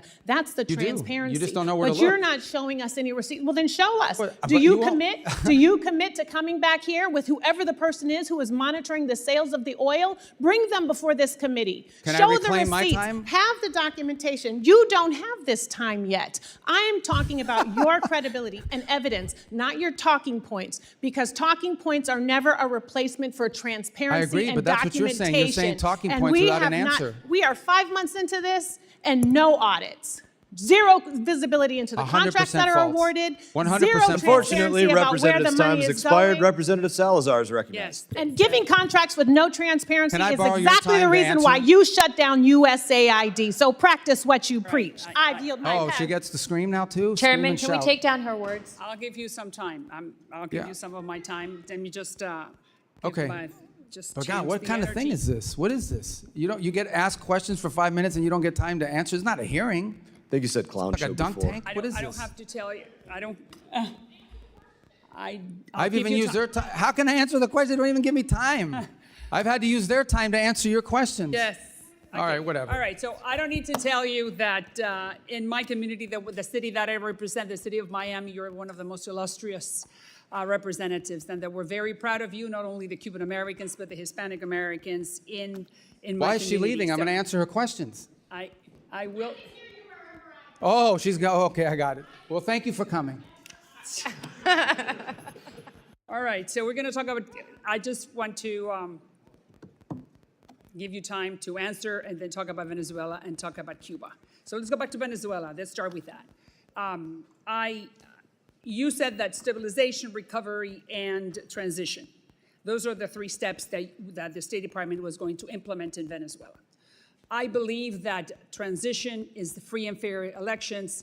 The Venezuelan has a very robust opposition forces. We have Maria Corina Machado. So the big question here is that in order to avoid any type of misunderstandings like the one that we were hearing from my illustrious colleague, is that we should have free and fair elections that will bring rule of law, and the rule of law will then be able to bring in a lot of investments from the United States with transparency. Why can we not start right now the process of sending the message that we are going to establish, let's say next year, at the end of next year, a free and fair election sponsored with the United States, or by the United States? Yeah, thank you. Well, it all ties together, so I'm going to try to use the... It all ties together, Okay. correct. So let me first say about the oil stuff, which is a bunch... I don't even remember half the stuff that was being screamed at me, because most of it entirely is false. Here's what happens. When there are sales of oil from Venezuela, they used to, sell it at a discount because of sanctions, and they had to do all kinds of evasive matters. Now they're able to sell it at market price to great benefit to the Venezuelan people. That money and those proceeds are deposited in a treasury blocked account at Citibank. That account, by the way, is audited by KPMG. KPMG has been hired and paid by the Venezuelan government out of those funds to audit every single expenditure. There is a list that's been agreed to by both sides, the Venezuelan side and the U.S. side, on what the allowable expenditures are for. So, for example, they've used 250... I need to go to 3 other countries, so I'm not sure what the chairman wants to do, but I understand that you're answering her question. Oh, but this is but it's tied to your point, because All right. they'll be able to do the other ones quickly thereafter. Again, I know this is outrageous because I have to use your time to answer That's questions when correct, she but I leaves. need to serve the community. I need to Okay. ask you about other countries. So Well, then bottom tell me. line is the money that's spent in Venezuela is audited by KPMG. It only goes to certain determined points, and it doesn't go to the individual benefit of anybody. Those are just false, So outrageous when can we statements. pivot to free and fair elections? So the second point is on the transition phase, which is the 3rd phase. The second is Correct. stabilization and recovery. Part of the recovery phase is creating the conditions for a free and independent press. You need to have independent press in order to have free and fair elections. We've seen an uptick in that activity. It's not 100% there, but it needs to continue to grow. You need to give space for the political parties to organize and to mobilize, because you can't participate in an election if you haven't had the time to do so. And you need a new electoral commission. We've said that repeatedly. And when that are we needs to happen. starting? Well, we'd like to see it as soon as possible, but the reality, just remember, it's been 5 months, not 5 years, Correct. not 50 months, 5 months. 5 months is not a long time for a country that had gone through what that country went through. But clearly, we need to have a new electoral committee, and ultimately, Venezuela's future is free and fair multi-party elections. Correct. Let's go to Cuba. We know that your office is talking to the Castro family, and you're sending the message that the game is over, that they need to open up the democratic game. We know that, all right? So the question is, what's delaying that process? Well, it's not that it's delaying the process. We've had conversations. We're having diplomatic engagements with the Cubans consistently over time, over multiple reasons, and for many reasons over the years. In fact, the CENTCOM was just down at the fence line in Guantanamo, not CENTCOM, SOUTHCOM, over the weekend as well. Our message to them has been very clear. If they want a path in which they can recover their country and But we save understand that they are not Well, understanding that. So then correct. what's next? So what can we do in order to make them understand that the game is over? Well, we're not going to allow them to benefit from the game that they've been playing, in which they're stealing money from the Cuban people to the benefit of this conglomerate at the expense of the people of Cuba. What we are offering to do is distribute $100 million in humanitarian aid But to a they're not non-governmental accepting. organization. Well, now they say they've accepted it, but they're But it creating has to do impediments. through the Catholic Church, and they're not willing And to do others, that Samaritan Purse. We have a whole host Representative's of time has organizations that are prepared to do it. Representative Costa is recognized. Thank you very much, Mr. Chairman and Mr. Secretary of State. Appreciate your presence. A lot of area to cover, but I'm concerned about America's presence and the international arena that we live in today. Ronald Reagan once described America as being the shining city upon the hill, one that other countries sought to emulate. You're familiar with that quote. I'm worried that our smart power that underpins our global standing, gives us credibility, clout, and coherence, is today in a democratic recession. That's my view. And I think American leadership is more important than ever before, and I think it's lacking. Do you agree that our smart power remains an important tool of our U.S. statecraft? Well, absolutely. But we're vacating the field. 2/3 of our ambassadorships posts are empty. Our alliances, we hit our friends with tariffs, berate our partners for not supporting a war that they were not ever brought into in Iran, and only later walk back the plans to withdraw troops from our European allies. On foreign aid, we've scrapped USAID and dismantled our global humanitarian networks. And in the vacuum, as you know, China has come into that breach. I want to talk, we have a deal, this is, I think, a good example. You've not granted final approval on $14 billion arms deal for Taiwan, which I want to emphasize was a sale, not a gift. Do you think that protecting Taiwan is still important?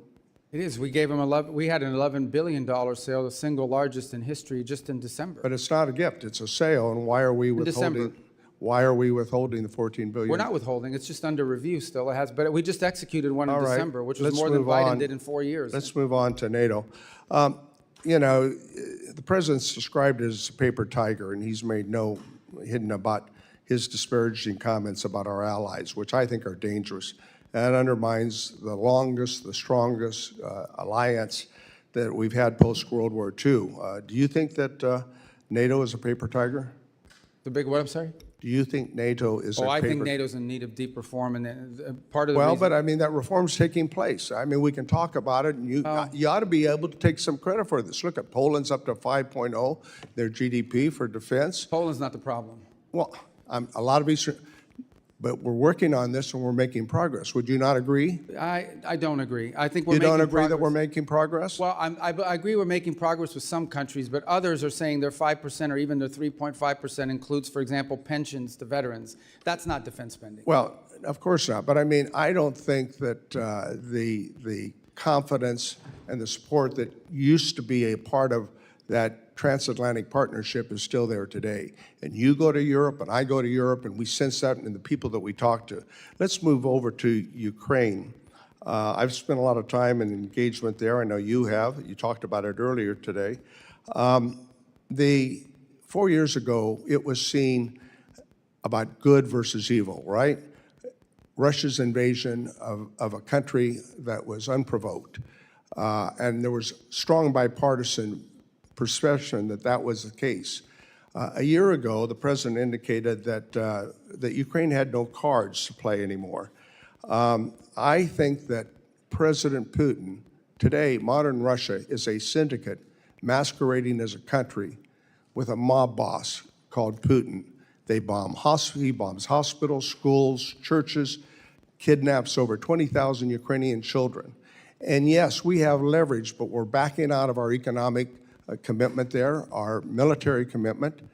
And, but yet, we see these brave Ukrainian people standing up for their sovereignty and actually taking a whole new page out of warfare in terms of something that we could learn from.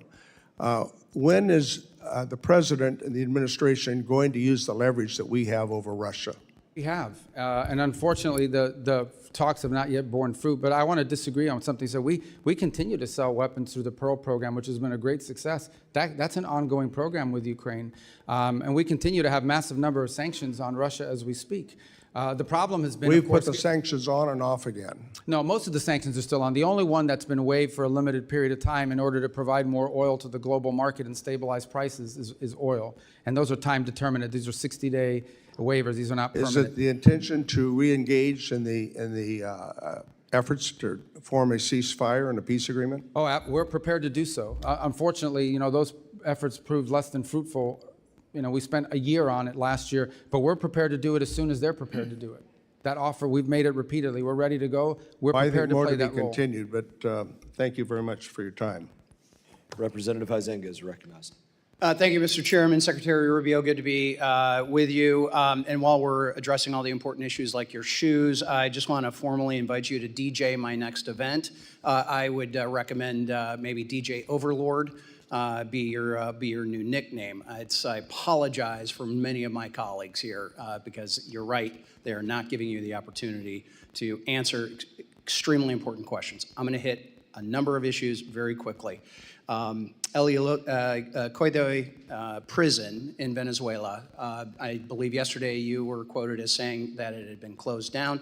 I've got some close friends, contacts there that believe that there are still 25 prisoners that are still there. So I don't ask you necessarily to address it, but I'd love for you to take a look at that and get Just get to be back clear, us. the interim government has said they intend to close it, and we will hold them to their promise. Please do, and make that as rapid as possible. Along the lines of where Dr. Jackson was talking, Ronnie Jackson, one way we've maintained our lead regarding the AI arms race is cutting off China's access to essential chip-making tools made in America and by our allies. Unfortunately, the Netherlands and Japan continue to sell their critical tools, while here in the U.S. we maintain stricter controls. Those exemptions continue to be exploited by the allies today. Do you agree that export controls on chip-making equipment play a critical role in constraining the CCP's AI and military ambitions, and that allies should not be allowed to exploit exemptions to those controls? Correct, and that features prominently in all of our engagements with the countries you just mentioned. All right. Shifting gears, last November, President Trump hosted all 5 Central Asian presidents. I happen to chair the South and Central Asia Subcommittee for the C5+1 Summit. That was a historic movement. And what I would like to know is, do you recommend that Congress send a strong signal to the of the U.S.'s commitment to Central Asia by repealing the Cold War-era Jackson-Vanik Amendment, which only serves to chill U.S. investment in the region? Absolutely, we want that repeal. We think it would be helpful.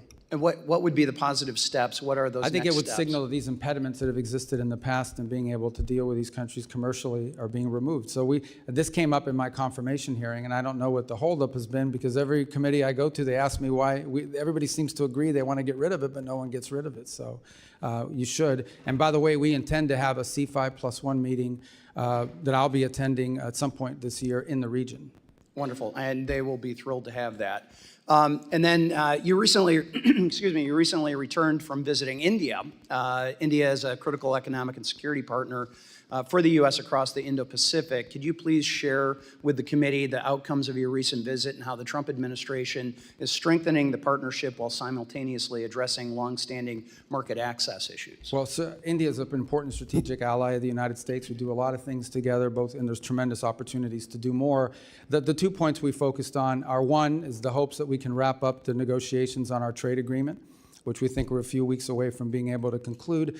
Obviously, I don't negotiate those. That's a USTR function. So I refer you to them as to the timing of it, but we think we're pretty close in getting that done, and both sides want to see it done. The other reason I was there was, in addition to the bilateral meetings, we were able to host a meeting once again of the foreign ministers of the Quad, which is the cooperation between the United States, Australia, Japan, and India. And there are a number of things we're working on, and now we have actionable items that we're beginning to focus on. There'll be a new port facility in the region that we're going to work together on for one of the small Pacific islands.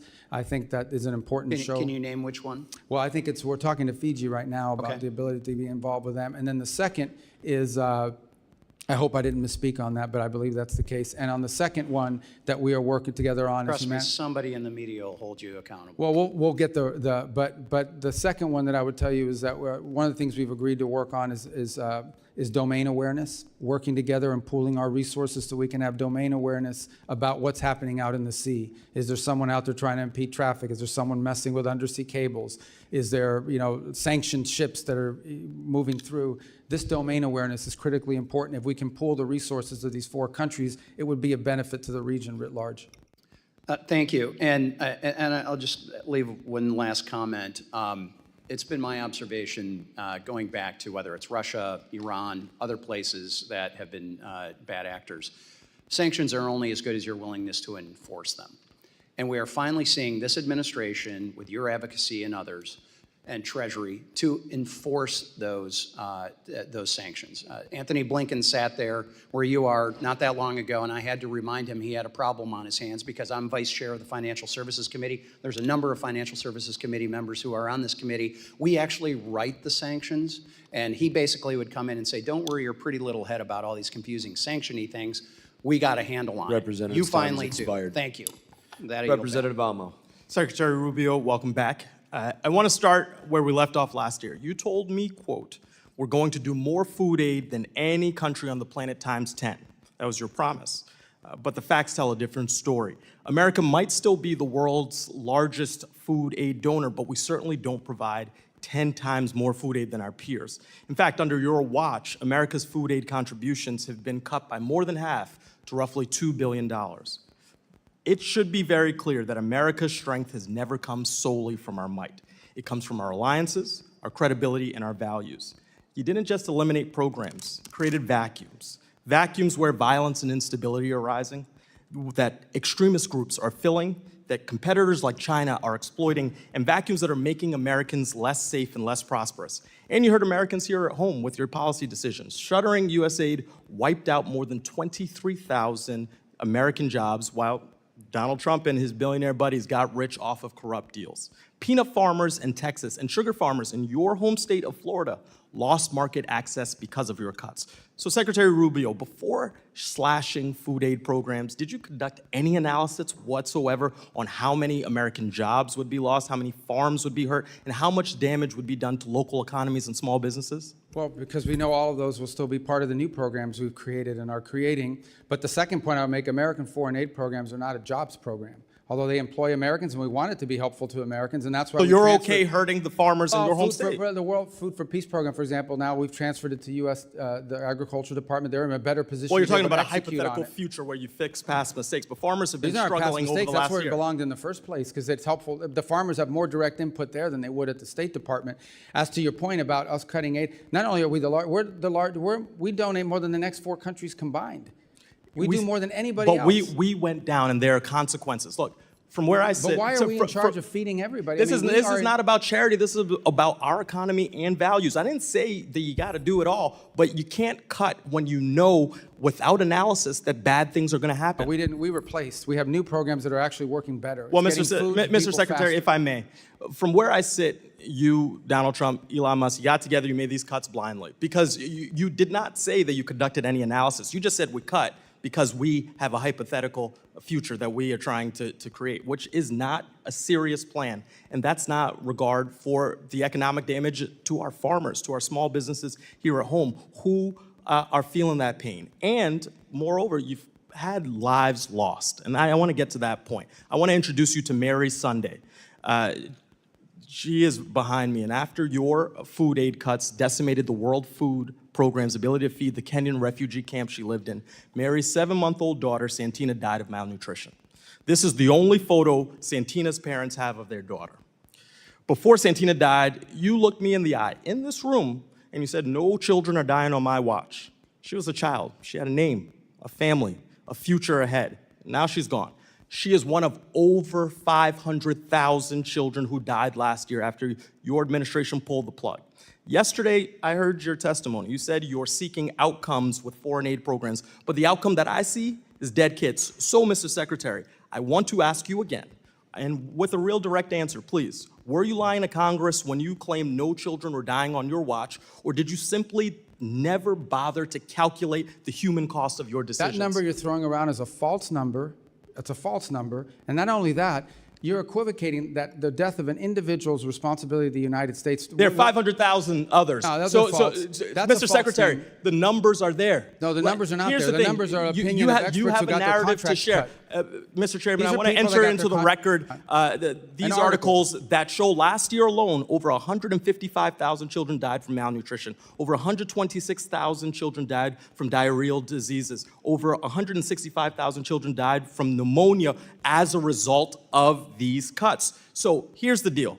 You promised more food aid. Instead, there were cuts. You promised America first and said American workers, who you said aren't a priority for you. You said it's not a jobs program. They lost their jobs. You promised strength. Instead, we have lost influence, credibility, and trust. And you promised children weren't going to die. You said that to me right here. You promised peace as well. Instead, your illegal war of choice with Iran is driving up fuel prices and grocery costs while putting millions more at risk of hunger worldwide. This is not about charity. This is about values. So whether it's negligence or ideology, the result under your watch is the same. Weaker alliances, higher costs, dead children, and a less secure America. result is so we my spend so more my money que- than- my time is expiring. So I'm going to take these seconds to say, what are you going to do to clean up the mess that you Representative's created? time has expired. Representative Davidson is recognized. Thank you, Chairman. Mr. Secretary, thank you so much for your faithful service to our country. Your leadership as Secretary of State provides confidence at home and abroad. And I would like to highlight that your personal testimony at Charlie Kirk's memorial service and your remarks at this year's Munich Security Conference resonate with me and with many of my constituents, so thank you. I only have time for a few quick topics. So first, thank you for leading one of the most thoughtful national security strategies I've seen in the post-Cold War era. I thought last year's national security strategy was well done, and the national security strategy opposes, quote, the cynical manipulation of our immigration system to build up voting blocs loyal to foreign interests within our country. The State Department has also made it clear that we object to the UN's efforts to advocate and facilitate replacement migration across the United States and broader across Western countries. Immigration was a driving issue behind President Trump and Republican electoral victories, and I commend your department for making this a priority. Could you please highlight your approach beginning at our own borders and extended especially through the Western Hemisphere to addressing this as part of the national security strategy? In terms of migration? Yes. Yeah. Look, mass migration is a national security threat to any country that experiences it. It's bad for the transit countries too, by the way, because it fuels and feeds these transnational groups that traffic not just in human beings, they traffic in drugs, they traffic in weapons and anything else you can imagine. So I think one of the biggest threats specific to the Western Hemisphere, but be true throughout the world, is these transnational, they call them criminal groups, they're really transnational terrorist groups, that among many of the things they do is traffic in human beings. So mass migration is not good for any country that has to absorb it, and Europe is now facing the consequences of that, but mass migration is also not good for the migrant, because they're abused along the way, and it's destructive and disruptive to all the countries in the region that have to experience it. So today we do not have a mass migration event, and every country along that route in Central America is grateful for it, because that's less money that they have to spend and less resources that are being taxed and less of a burden that they're having to carry. Thank you for that. And frankly, thank you for demonstrating that we just needed leadership to apply the laws to secure our own borders with this administration.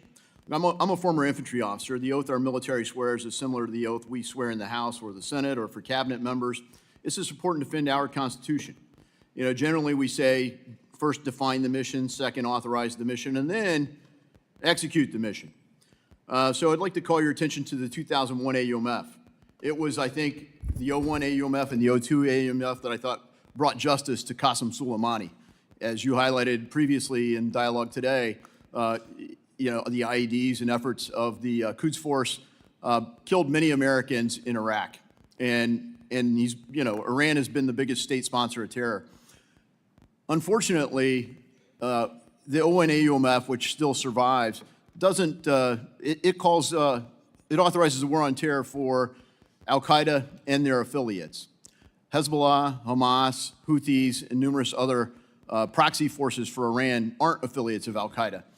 Would your administration support a modernization of an authorization of military force so that we could have a full authorization to provide full authority for our military to carry out these operations? Yeah, twofold. The first is we haven't asked for one. Obviously, anything that allows or provides congressional support for the president's efforts to take on Hezbollah, Hamas, the threats they pose to the United States and ultimately Iran, it would be a positive, but we haven't asked for it because we believe every operation that's been conducted is well within the law as it exists. Well, Article 1 gives Congress a duty to do something about authorizing force. And I've tried the whole 10 years I've been here to modernize it, so maybe next year will be the magic year. But I think it'd be due that we actually authorize these things because our military needs it. They need to know that the American people have their backs, and particularly when you look at people like the seditious six making threats to our military, I don't want them to have a second thought ever about their cover for the authority for the things we ask them to engage in. Because frankly, the problem in the post 9/11 era hasn't been whether there's a just cause, it's been whether we've given our military everything they need to achieve it. They've been tactically brilliant and operationally brilliant, and I'd say that's true even in Iran. But they haven't strategically been able to succeed, and part of that's because the United States hasn't been united behind it. And I guess towards that end, you've stated missions here, we're clearly not united as a country in Iran. So briefly, what authorization do you need to carry out further operations in Iran? Well, that's contemplated now. They're all within the president's powers, in our view, under the Constitution to address imminent and emerging threats against the interests of the United States. If those circumstances were to change, we would obviously engage Congress in that conversation. We would always welcome congressional support. We'd like congressional support, but that's not going to stand in the way of the president addressing an immediate threat to the United States or an emerging threat to the United States that requires him as commander-in-chief to protect our people and our country. Well, the cause is just. Representative Mfume is recognized. Thank you, Mr. Chairman. Mr. Secretary, good afternoon. I was going to say good morning, but it's starting to run past us. We all obviously sit here in America in what has been known as the greatest deliberative body in this democracy, and in a nation that is the strongest, the wealthiest, the most powerful, the most influential nation that the world has ever seen. America's military might has no rival. However, America's moral obligation continues to be called into question. And I want to talk a little differently about something that doesn't get the attention that it should get, and I want to associate myself with the remarks from my colleague from Rhode Island. Globally, over 122 million people are forcibly displaced all over the globe due to conflict, due to persecution, due to human rights violations. They are in the Sudan, they're in Syria, they're in the Ukraine, they're in Myanmar, they're in the Congo, and they are in Gaza. And so I want to take the time that I have to talk about Gaza, since no one seems to want to talk about it anymore, now that there is a tentative ceasefire. But there's also a number of children, teenagers, seniors, and others that are living in Walla. They have no real medical care that is sufficient for their needs. They are displaced because of this humanitarian crisis that we see. And for months, the issue was that Hamas was not allowing people in. Well, that's not the case right now. And we see what was supposed to have been tens of trucks going in each day down to a trickle, not carrying food, but carrying a lot of commercial supplies. More than 6 months into the ceasefire, about 1.7 million Gazans, Palestinians, are still living in tent camps. They're facing a surge, as you probably know, in rodent-borne disease, with reports of more than 70,000 cases of parasite infections, related illnesses, since the beginning of this year alone. Many, if not most of them, are children, young children, who are trying to find a way to survive, who are also growing up with memories of what happened to their parents, with a great deal of hatred in their heart towards America, towards Israel, toward anybody that they thought may have been a part of that. I just want to point out two things. When the 20-point peace plan was enacted and talked about by President Trump, it included point number 7, which doesn't get a lot of attention, and that is that the mandate that a full amount of aid would be sent into Gaza and into the Gaza Strip at a quantity of 600 trucks a day. It also included another point, point 8, that entry and distribution of this aid would proceed without any interference from any outside or internal force.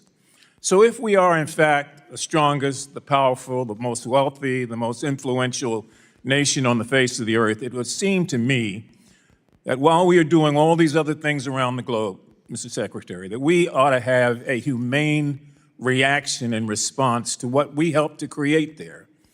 I mean, it is not just war-torn, it's ravaged, and people are dying every day, even as this hearing takes place, because they can't get medical attention.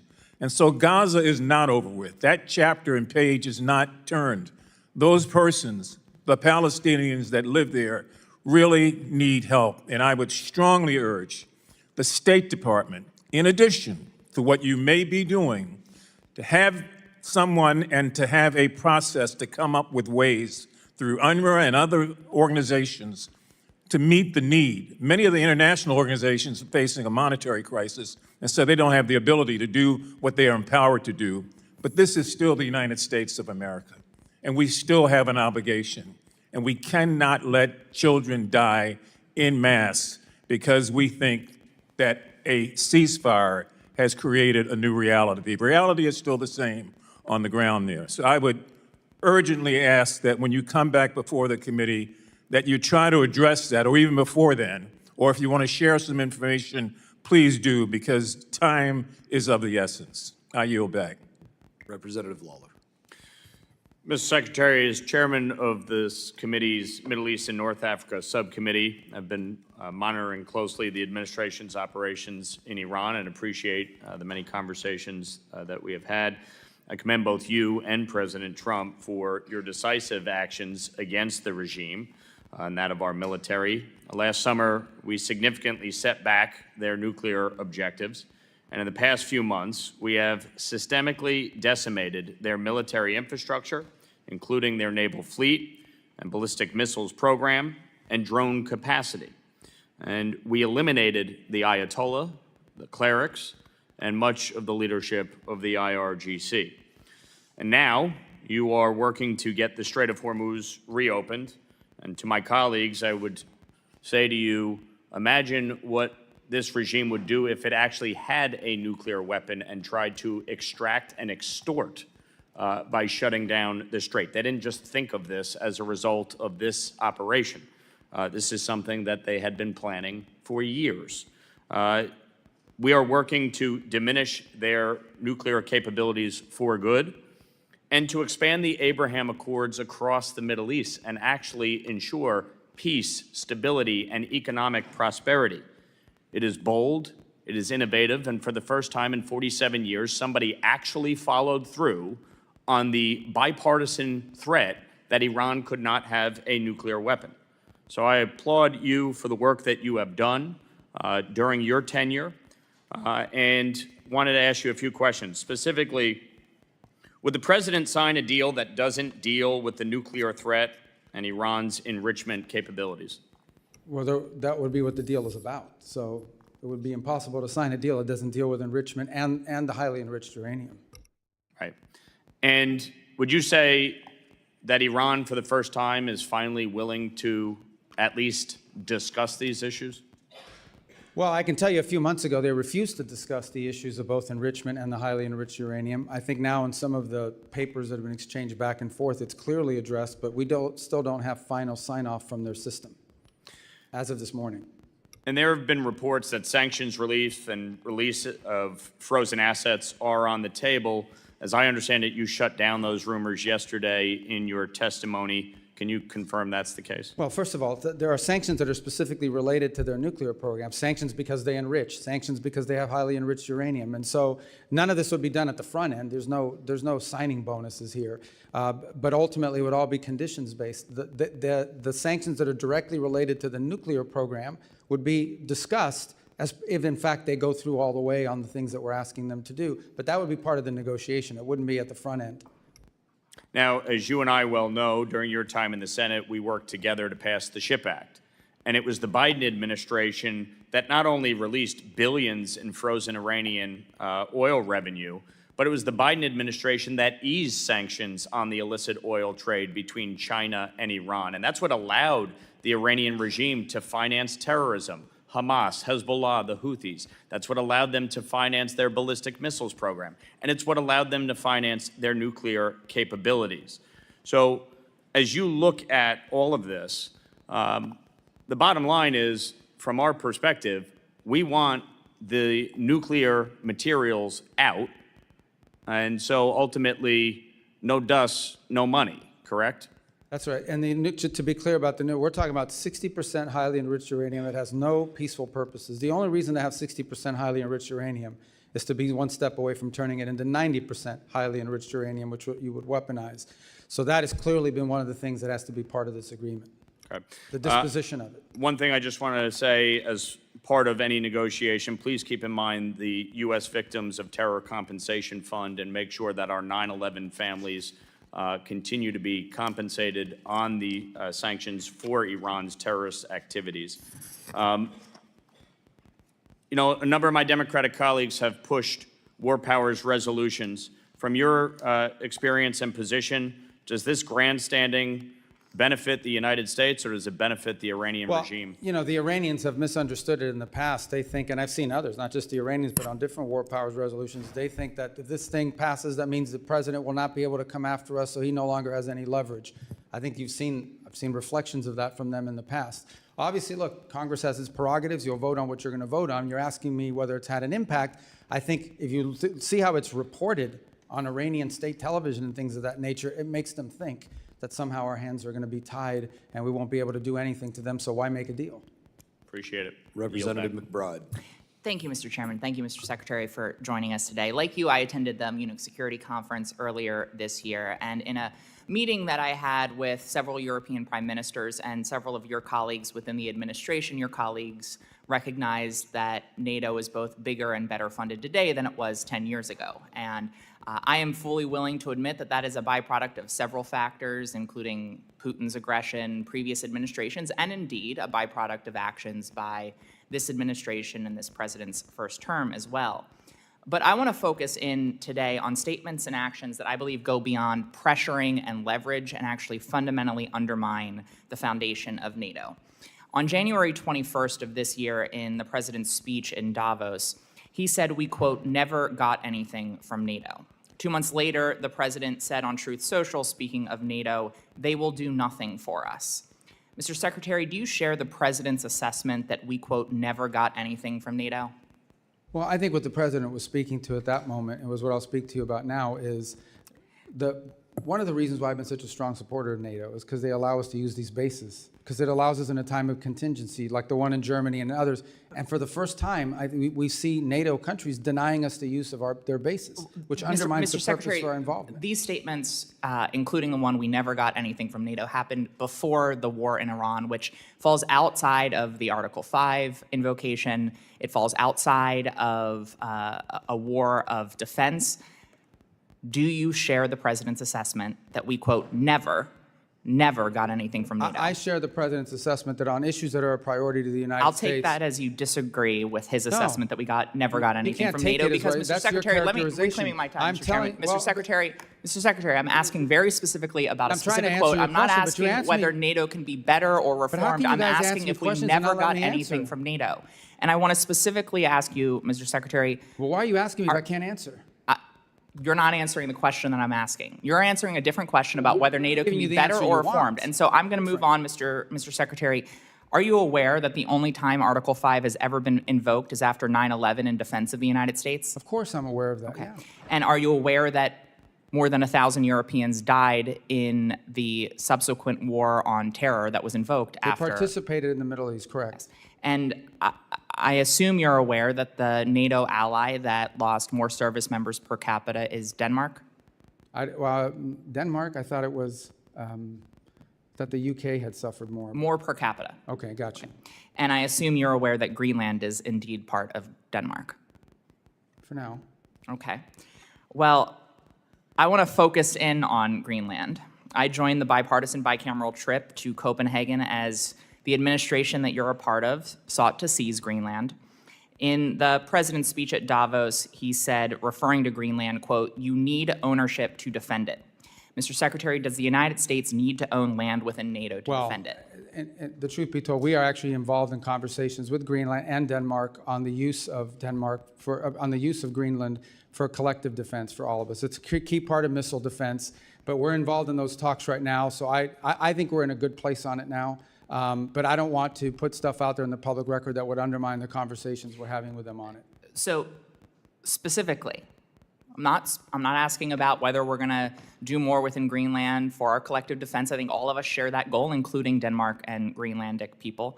But does the United States need to own land within NATO to defend it? That's what the president said, and that was the justification for those statements and the attempt to seize Greenland several months ago. The president's view is that it's a lot easier to defend it when you have control and complete control of it. We are obviously having conversations with both Denmark and Greenland. They are ongoing on a monthly basis now. I think we'll have pretty good news on it at some point. I take that as you disagree with the literal words of the president of the United States, and I want to put I think a finer he's right. If point. we owned it, it would be easier to defend it. But That's there not would what be he said. another- He said you need to own it to defend it, which fundamentally undermines the central tenet of Article 5 of NATO, which states that the parties agree that an armed attack against one or more of them in Europe or North America shall be considered an attack against all of them, and if such an armed attack occurs, each of them will assist the party or parties attacked. So sitting here with, I'm sure, many leaders across Europe within NATO and many leaders beyond, including Vladimir Putin, potentially watching the words and listening to the words that you are saying, can you reassure our NATO allies and make it clear to Vladimir Putin that if a NATO ally is attacked and Article 5 is invoked, that we will defend them? The United States is still in the NATO alliance, and we'll be there in Turkey to talk about all these topics. The president himself will be attending the next NATO meeting of heads of state, where all these points will be made clear. We're still in NATO, but NATO needs significant changes, and the president has made that clear. And he's very disappointed in NATO. Representative Self is recognized. Thank you, Mr. Chairman. Thank you, Mr. Secretary, for being here. I want to continue on NATO, but first of all, would you like 30 seconds to respond to the last questioning? Well, thank you. The bottom line is the United States, look, with NATO, I've been a strong supporter personally in the Senate and otherwise of NATO, and I still see the utility in it. The problem with NATO, as I want to point out, is those bases that we have in the region is one of the reasons I used to argue why NATO was so important, is it allowed the U.S. to project power and have power in case of contingencies. And we had a contingency, and we had countries in NATO that said, no, you can't use our bases, particularly Spain. Now, I want to be fair. There were other countries that have been extraordinarily cooperative in what they've helped us to do, some publicly and some privately. But I think the president's irritation with NATO is that in a time of conflict and crisis where the United States had a need, you had members of this alliance who are constantly asking us to get involved in European matters, like Ukraine and things of this nature, who in our time were actually telling us, no, your tankers can't use our airbase. No, you can't use it to refuel. No, you can't use it for logistical support. And he's very what kind of alliance is that? I think the other thing that's concerning is that apart from NATO, you have this European effort to stand up some sort of a military force, some of which may trigger actions that would then lead to an Article 5 invocation. That's a separate topic, but one that also needs to be discussed. So I think the next meeting of NATO in Turkey in July is probably the most important meeting in NATO's history, because there are some things here that need to be cleared up and fixed. Thank you, Mr. Secretary. I chair the European subcommittee on this committee. I was in Europe for 8 years on active duty, to include European Command and the NATO-shaped military headquarters. I want to point, you gave us a really masterful review of the global situation early in your spoken remarks. I want to ask you to comment on another part of Europe that we've not talked about that I consider very fragile, and that's the Balkans, particularly the Western Balkans. I just completed a trip through Bosnia, Herzegovina, Serbia, and Kosovo. I talked to government officials. I talked to opposition members, students, obviously the country teams, KFOR, NGOs, talked to everybody I could talk to. It's extremely fragile right now. Thank you for the ambassadors that were recently nominated for that region. I noticed that Kosovo did not have an ambassador nominated, and I would ask for your support there. We have 4 NATO allies that are also blocking Kosovo's entry into NATO. Obviously, we have the intractable issue between Serbia and Kosovo, that Serbia considers Kosovo a province. Most of the world recognizes Kosovo as a sovereign nation. We have the change in the high rep coming in Bosnia-Herzegovina. This is an extremely fragile area of Europe, and I would ask for you to support Kosovo's membership in NATO with those 4 countries at the meeting in Turkey that you just mentioned. I'm looking for stability and balance in the Western Balkans. Our troop presence is very, very important in that region of the world in terms of the KFOR particularly.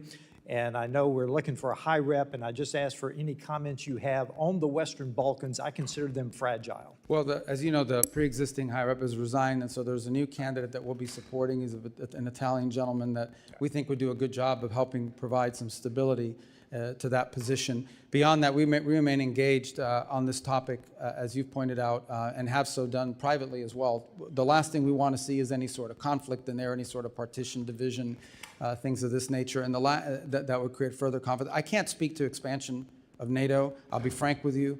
Based on my last meetings with the foreign ministers, and obviously perhaps Secretary Hegseth has additional comments on this point, but at least what I perceived is that, right now, generally speaking, NATO is so focused on some of these other issues that have been raised here today that expansion, particularly in the case of Kosovo, but other topics, isn't really on the forefront of some of the agenda of these countries. But that doesn't mean it will never happen. It just means it's not really given these other sort of friction points. It has not featured prominently in recent conversations with our NATO allies.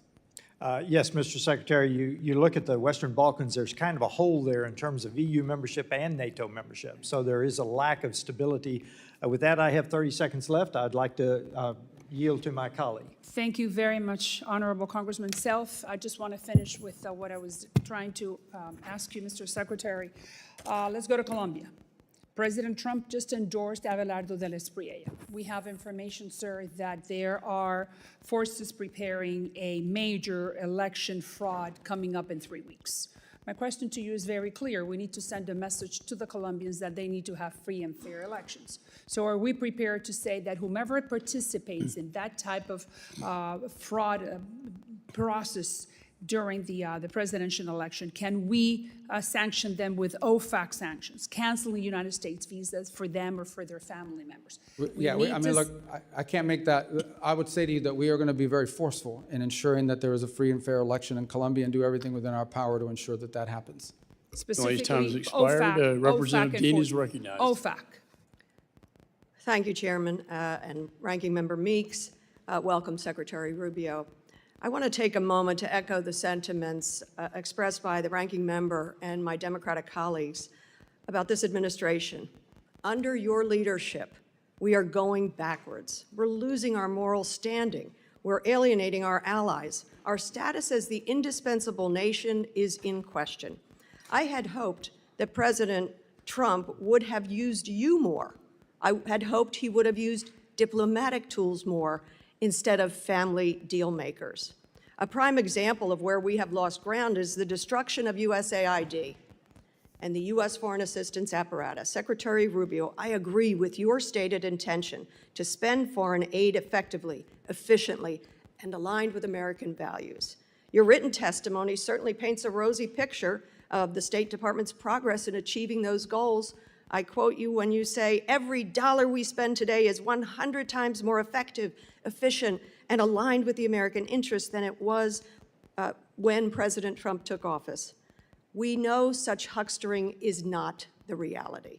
Last year, a new and untested organization called Gaza Humanitarian Foundation was set up by Israel and the United States within a few short months to take over distribution of emergency food assistance amid catastrophic food insecurity and famine in Gaza. GHF had no track record of providing humanitarian assistance, and it relied on private subcontractors to transport the food, to provide food distribution sites, and then you saw the reporting. Hundreds of Palestinians, including women and children, were killed just trying to get to those sites. Secretary Rubio, can you tell us, can you tell the world how many people were killed simply trying to access those sites? Well, since Hamas killed them, you should ask what Hamas's role was. IDF soldiers shot some of them. No. Yes. Let me tell you the reason why food wasn't going in there is because the convoys were being hijacked by Hamas. I reclaim my time because propaganda ain't going to work with me. Well, it isn't going to work with me either, and what you're saying is propaganda. Nearly 1,400 people were killed, and that was as of last March.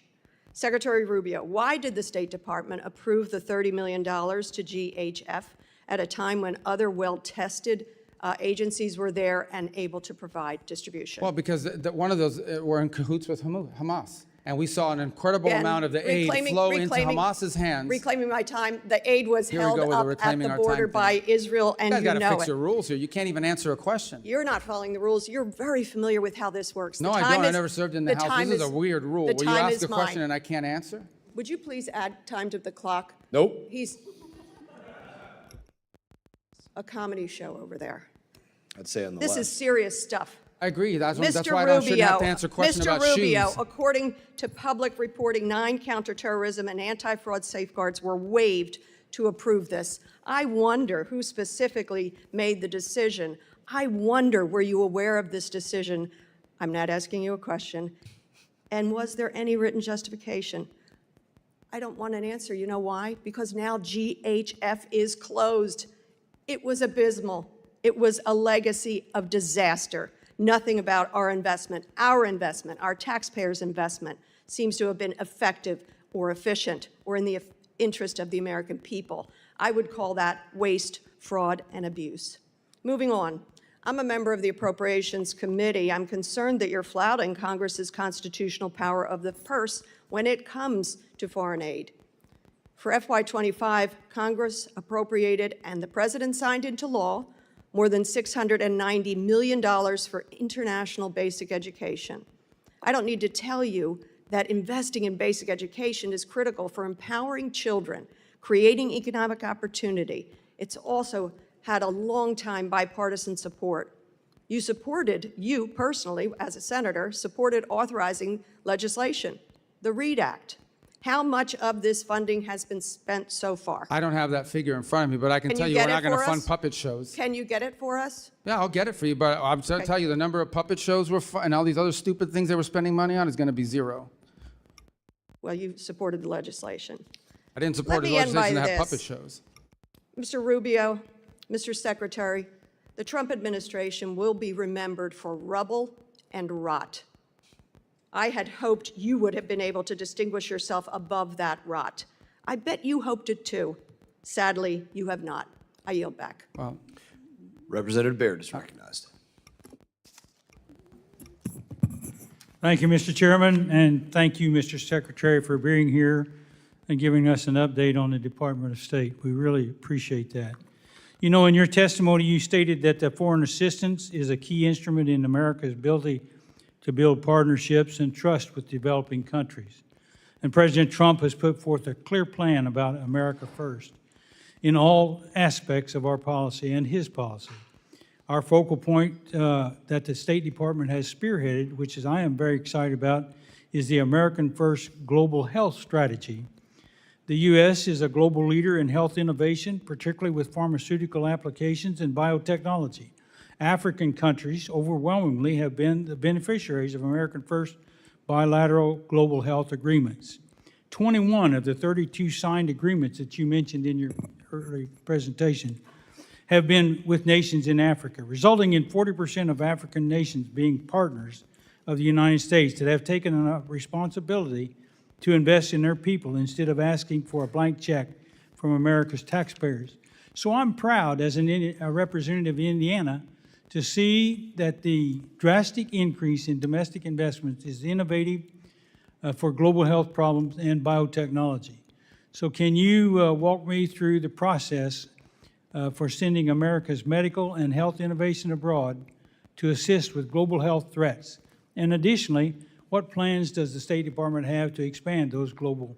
Yeah, and let me just say, this goes right to the criticisms that I keep hearing from that side over there about us not spending the money because we got rid of a USAID program. USAID basically was a program, was a system that was completely devoid of our public policy. It operated almost as an independent State Department, and oftentimes USAID was operating in contravention and contradiction of what the embassy was trying to accomplish in the host country. And one of the complaints you would get from many developing countries is that they would get flooded with NGOs that were picked for them. These NGOs would then operate in the country without even coordinating with the government, doing whatever they wanted and pursuing what they wanted. And in some cases, it extended well beyond food and medicine. It extended to political interference and all sorts of other activities in these countries that were undermining the national interest and the credibility of the United States. Now, these compacts in particular are promising and exciting because they are government-to-government arrangements. No longer do we put money into a bucket and says, this is for vaccines, or this is for medical care, or this is for standing up clinics globally. We are doing it individually, country by country. And the reason why that makes sense is because every country has unique needs. Some country may need more help in some area than in others. But at the core of this arrangement that we're making with countries is their desire and our goal to ultimately help them build their own national health systems so that eventually they no longer are dependent on foreign aid in order to be able to conduct that. Some countries it may take 5 years, some countries it may take 15. It depends on which country. But that's the goal of the compact. And these countries are happy with the compact because for the first time ever, their government leaders have control over how the money is spent, where it's being spent, and it's being spent in a way that builds their domestic capacity inside of the country. That's a much better way to do it than to flood these countries with NGOs accountable to nobody, run by, in many cases, through a USAID program that was undermining our foreign policy in that country in many instances. Well, I appreciate that answer very much. I was really shocked to see where some of the funds were going in Africa, for example, through those the USAID and the USAID program. And I know that was not what was intended in the beginning. So thank you for taking care of that and making an effort to do that. Let me change to one other thing. During the Biden administration, the FSOs were evaluated in the service based on a meaningless criteria like DEI and woke politics. So this arguably drowned out the vital U.S. interest, like beating back the Chinese encroachment and advancing new technologies abroad. I commend you for stripping the Department of DEI and other woke policies, and we should renew our focus on reinforcing our edge against China, and we certainly can use tech diplomacy to do that. So we have about 42 seconds, so would you mind sharing with me how to agree with the diplomats should be trained in emerging technologies like AI and telecommunications? Yeah, well, I think given the dramatic transformations happening in the world today, our diplomats of the future are going to have to be trained in multiple fields that previously we didn't, not just in the role that technology broadly plays, but the rapidly evolving role that AI plays, and economics. I think economics have become a central core, have always been an important part of our diplomacy, but have become at the core of much of our diplomacy around the world now. So it's one of the areas where I think in addition to knowing how to write non-papers and all the other normal diplomatic things, I think it's going to be really important for Foreign Service officers in the future to have an understanding of economic factors. Thank you very much. I yield back. Representative Schneider is recognized. Thank you, Chair. And Mr. Secretary, thank you for being here today. I'm going to talk about areas on which we both agree, specifically addressing the threats from Iran and seeking stability, prosperity, and peace for all the peoples of the Middle East, including our Arab Muslim allies and the Jewish Democratic State of Israel. Like you, I've spent much of the past 2 decades working to block and ultimately permanently close any path Iran might pursue to acquire a nuclear weapons capability. And like you, I've argued that the international community must work together to eliminate Iran's conventional weapons threat, including ballistic missiles, cruise missiles, and now drones. Like you, I've worked to thwart Iran's support for terrorist organizations around the world, including Hezbollah in Lebanon, Hamas and Palestinian Islamic Jihad in Gaza, and the Houthis in Yemen, among others. And like you, I believe we should do all we can to empower the good people of Iran to free themselves from the evil regime that has oppressed them for more than 47 years. And now we can add the imperative to reestablish freedom of navigation in the Strait of Hormuz. I know you and this administration are working to reopen that strait. Mr. Secretary, assuming an arrangement is soon reached to reopen the strait, have you or anyone in the administration calculated or even estimated the economic impact on Iran's economy through the remainder of the year versus the baseline that was expected before the war? Yeah, I'm sorry, but I want to understand your question. Are you saying if the straits are open, how much have they lost? If an agreement is achieved, do you have an expectation of what's going to happen in Iran's economy going forward? How much money will come in with the straits Well, I open? can tell you, so for example, with the blockade now, their inability to get ships out is costing them hundreds of millions. Right, so if it's costing them hundreds of millions of dollars a day now not be able to get their ships out, that would be theoretically what they could gain back, except that they still face sanctions. Now, the sanctions haven't been enforced necessarily, but in many cases in previous administrations, but they still face sanctions. What you've seen happen now that has never happened before. Let me just, I just, for the sake of time, Yeah, I appreciate understand. that. The administration is looking at give and take to get the straits open. Have you estimated how much of the cash that will flow into that economy? As you Oh, I said, got you. $100 million a day will make its way ultimately to Iran proxies like Hezbollah, Hamas, or Palestinian. Well, Islamic obviously, Jihad. we assume a lot of it, but they also have significant reconstruction costs. But let me be clear, I don't think that's what you're asking me. No, the straits are not in exchange for sanctions relief. The straits are in No, I exchange understand for the it's not blockade. sanctions. That's not what I'm No, asking. I just wanted to Yeah, be clear on but, that point. But there will be economic inflows to the regime and Yeah, unfortunately, that's the case, Yeah. and that continues to be the case. That will have to change as well as part of this negotiation. So, and just because time is so tight, my request is, can you commit to giving this committee a classified briefing to share what the administration is doing to thwart the efforts to get money to Hezbollah, Islamic Jihad, and Hamas? Yes, and I think you'd also benefit from hearing from Treasury on that topic as well. We will ask that and I asked the chairman to do that. Way back in May 8th, 2018, the Trump administration laid out a fact sheet making the case why it was leaving the JCPOA. I'm going to just go through some of the points and ask you to confirm that the administration's red lines are still the same. Quote, this is May 8th, 2018, there's a quote, the JCPOA failed to deal with the threat of Iran's missile program and did not include a strong enough mechanism for inspection and verification, end quote. Can you commit to this committee that any resulting deal will include a strong mechanism for inspections, ideally anytime, anywhere inspections and verification of Iran's missile program? Missile program? Yes. Well, the missile program is being discussed partially because Epic Fury destroyed much of it, but it still needs to be discussed because it's a delivery system for these. So that's been a part of the negotiations, correct? Again, quoting from the May 8th document, the JCPOA foolishly gave the Iranian regime a windfall of cash and access to international financial system for trade and investment, end quote. Can you commit to this committee that any resulting deal will not foolishly give the Iranian regime a windfall of cash and access to the international financial system for trade and investment? Yes, because they're not going to get any sanctions relief of any kind unless they get rid of enrichment and they get rid of the highly enriched uranium. Thank you. Third point, and I'm again quoting from the original document, the Iranian regime must never have an ICBM, cease developing any nuclear-capable missiles, and stop proliferating ballistic missiles to others, end quote. Can you commit to this committee that any resulting deal will cause Iran to cease developing its nuclear-capable missiles and stop proliferating ballistic missiles to others? We consider delivery systems to be a part of them having a nuclear weapon, which we said they'll never have. Right, and just because you have 40 seconds, again quoting, quote, the Iranian regime must stop its threat to freedom of navigation, especially in the Persian Gulf and Red Sea. That was in 2018. Can you commit to the committee that any deal will cause Iran to stop its threats to freedom of navigation, especially in the Gulf or Not the only Strait can I of Hormuz? commit to that, we won't even be able to enter negotiations until they do that. Okay. And finally, can you commit that any agreement this administration enters into will ensure Iran cannot develop a nuclear weapon? That's the whole goal here, absolutely. Okay. In that vein, and most importantly, can you commit to this committee that any documented agreement related to Iran's nuclear program will be brought before Congress as required by ANARA, which I believe you voted for? We will comply with ANARA. Thank you. I yield back. And thank you, Mr. Schneider, for letting me answer your questions. Representative Barr. I was efficient. This guy's. Mr. Secretary, thanks for the great job you're doing.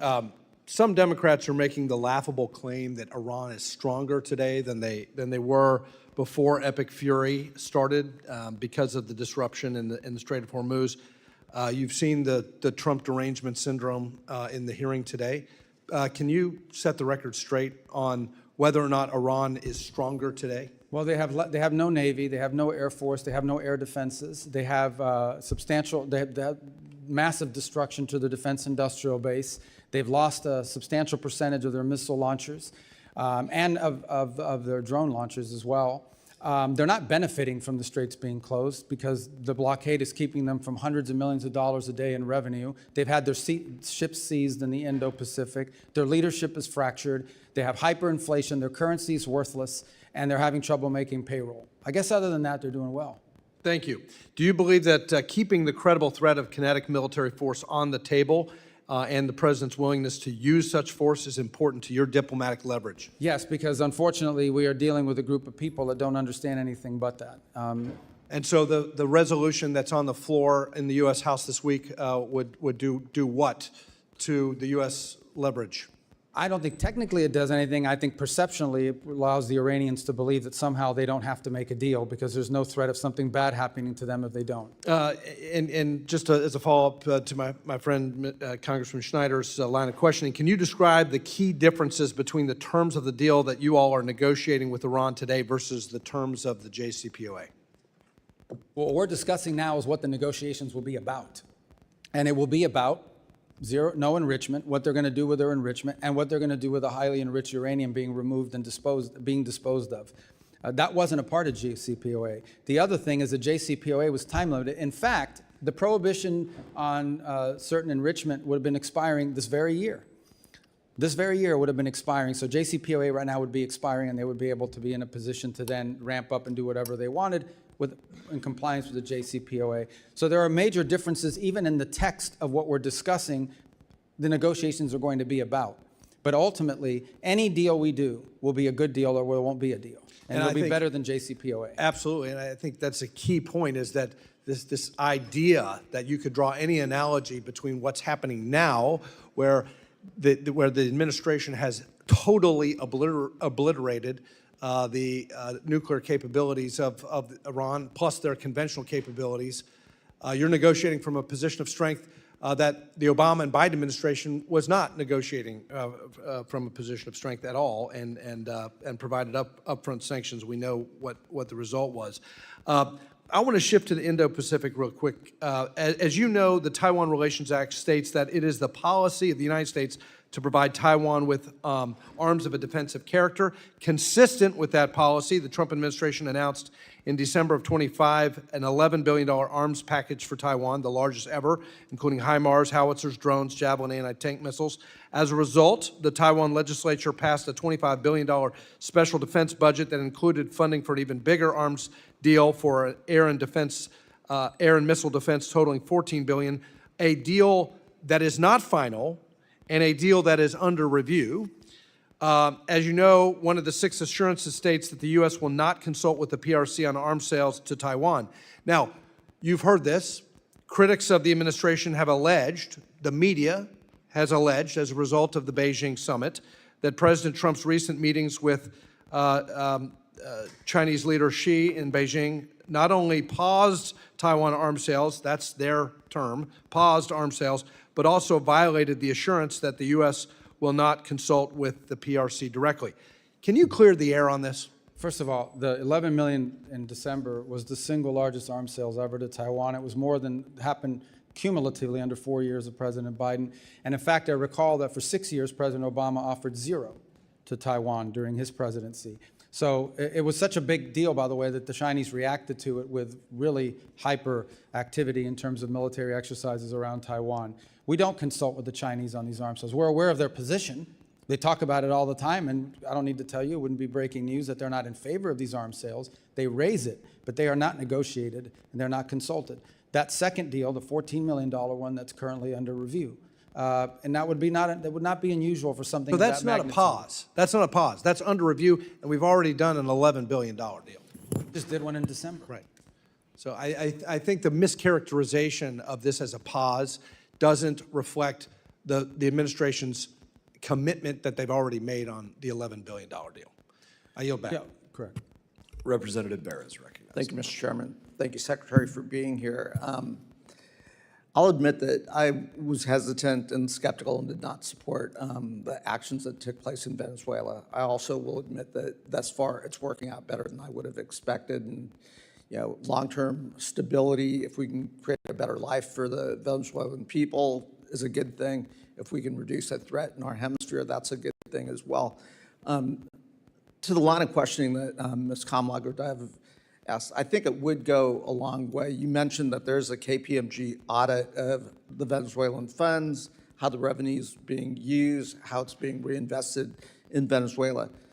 Would you publicly commit to providing that audit to this committee? And again, I think it would go a long way to. It's an ongoing audit, so it's not a once-a-year audit. It's on every expenditure. Every single disbursement is audited by KPMG. I would also add one more point. There's a second layer of control here, and that is Citibank itself, because they hold the account. They also do the Know Your Customer regulations on it, which, by the way, has slowed down the disbursement in ways that have been problematic. Could you but commit nonetheless to necessary. providing all that information to the committee? No, so we absolutely. take a And look that's at why it? we're doing the audit. We want people to see that it's not being stolen or pilfered. We think that's part of this recovery is so critical. Again, I think that would go a long way to assuaging some of the concerns.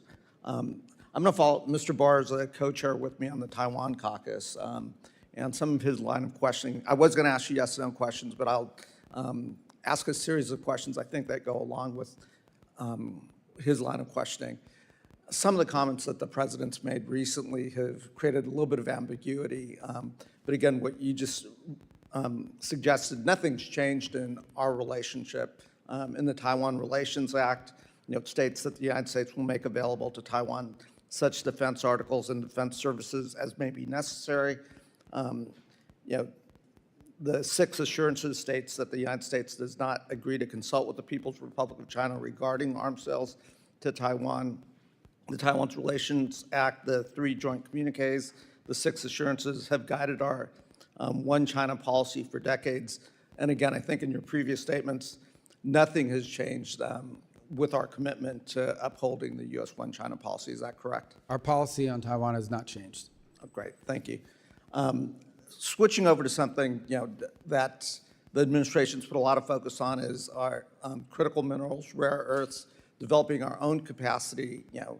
I was supportive of the Mineral Security Partnership, now the FORGE Act, working with our allies, super important. Work with Congresswoman Kim on the Dominance Act, which passed out of this committee, which I believe will be coming to the floor on suspension, hopefully on Monday. I think this is a strong bipartisan piece of legislation that supports a lot of the goals of the administration. It does, create redundancy and, not a reliance on China. It does help build refining capacity. It helps reinvigorate a workforce. There's a bipartisan companion bill in the Senate. I do think this would go a long way to achieving national security goals for the United States and is a good piece of legislation, and certainly would want you to take a look at that.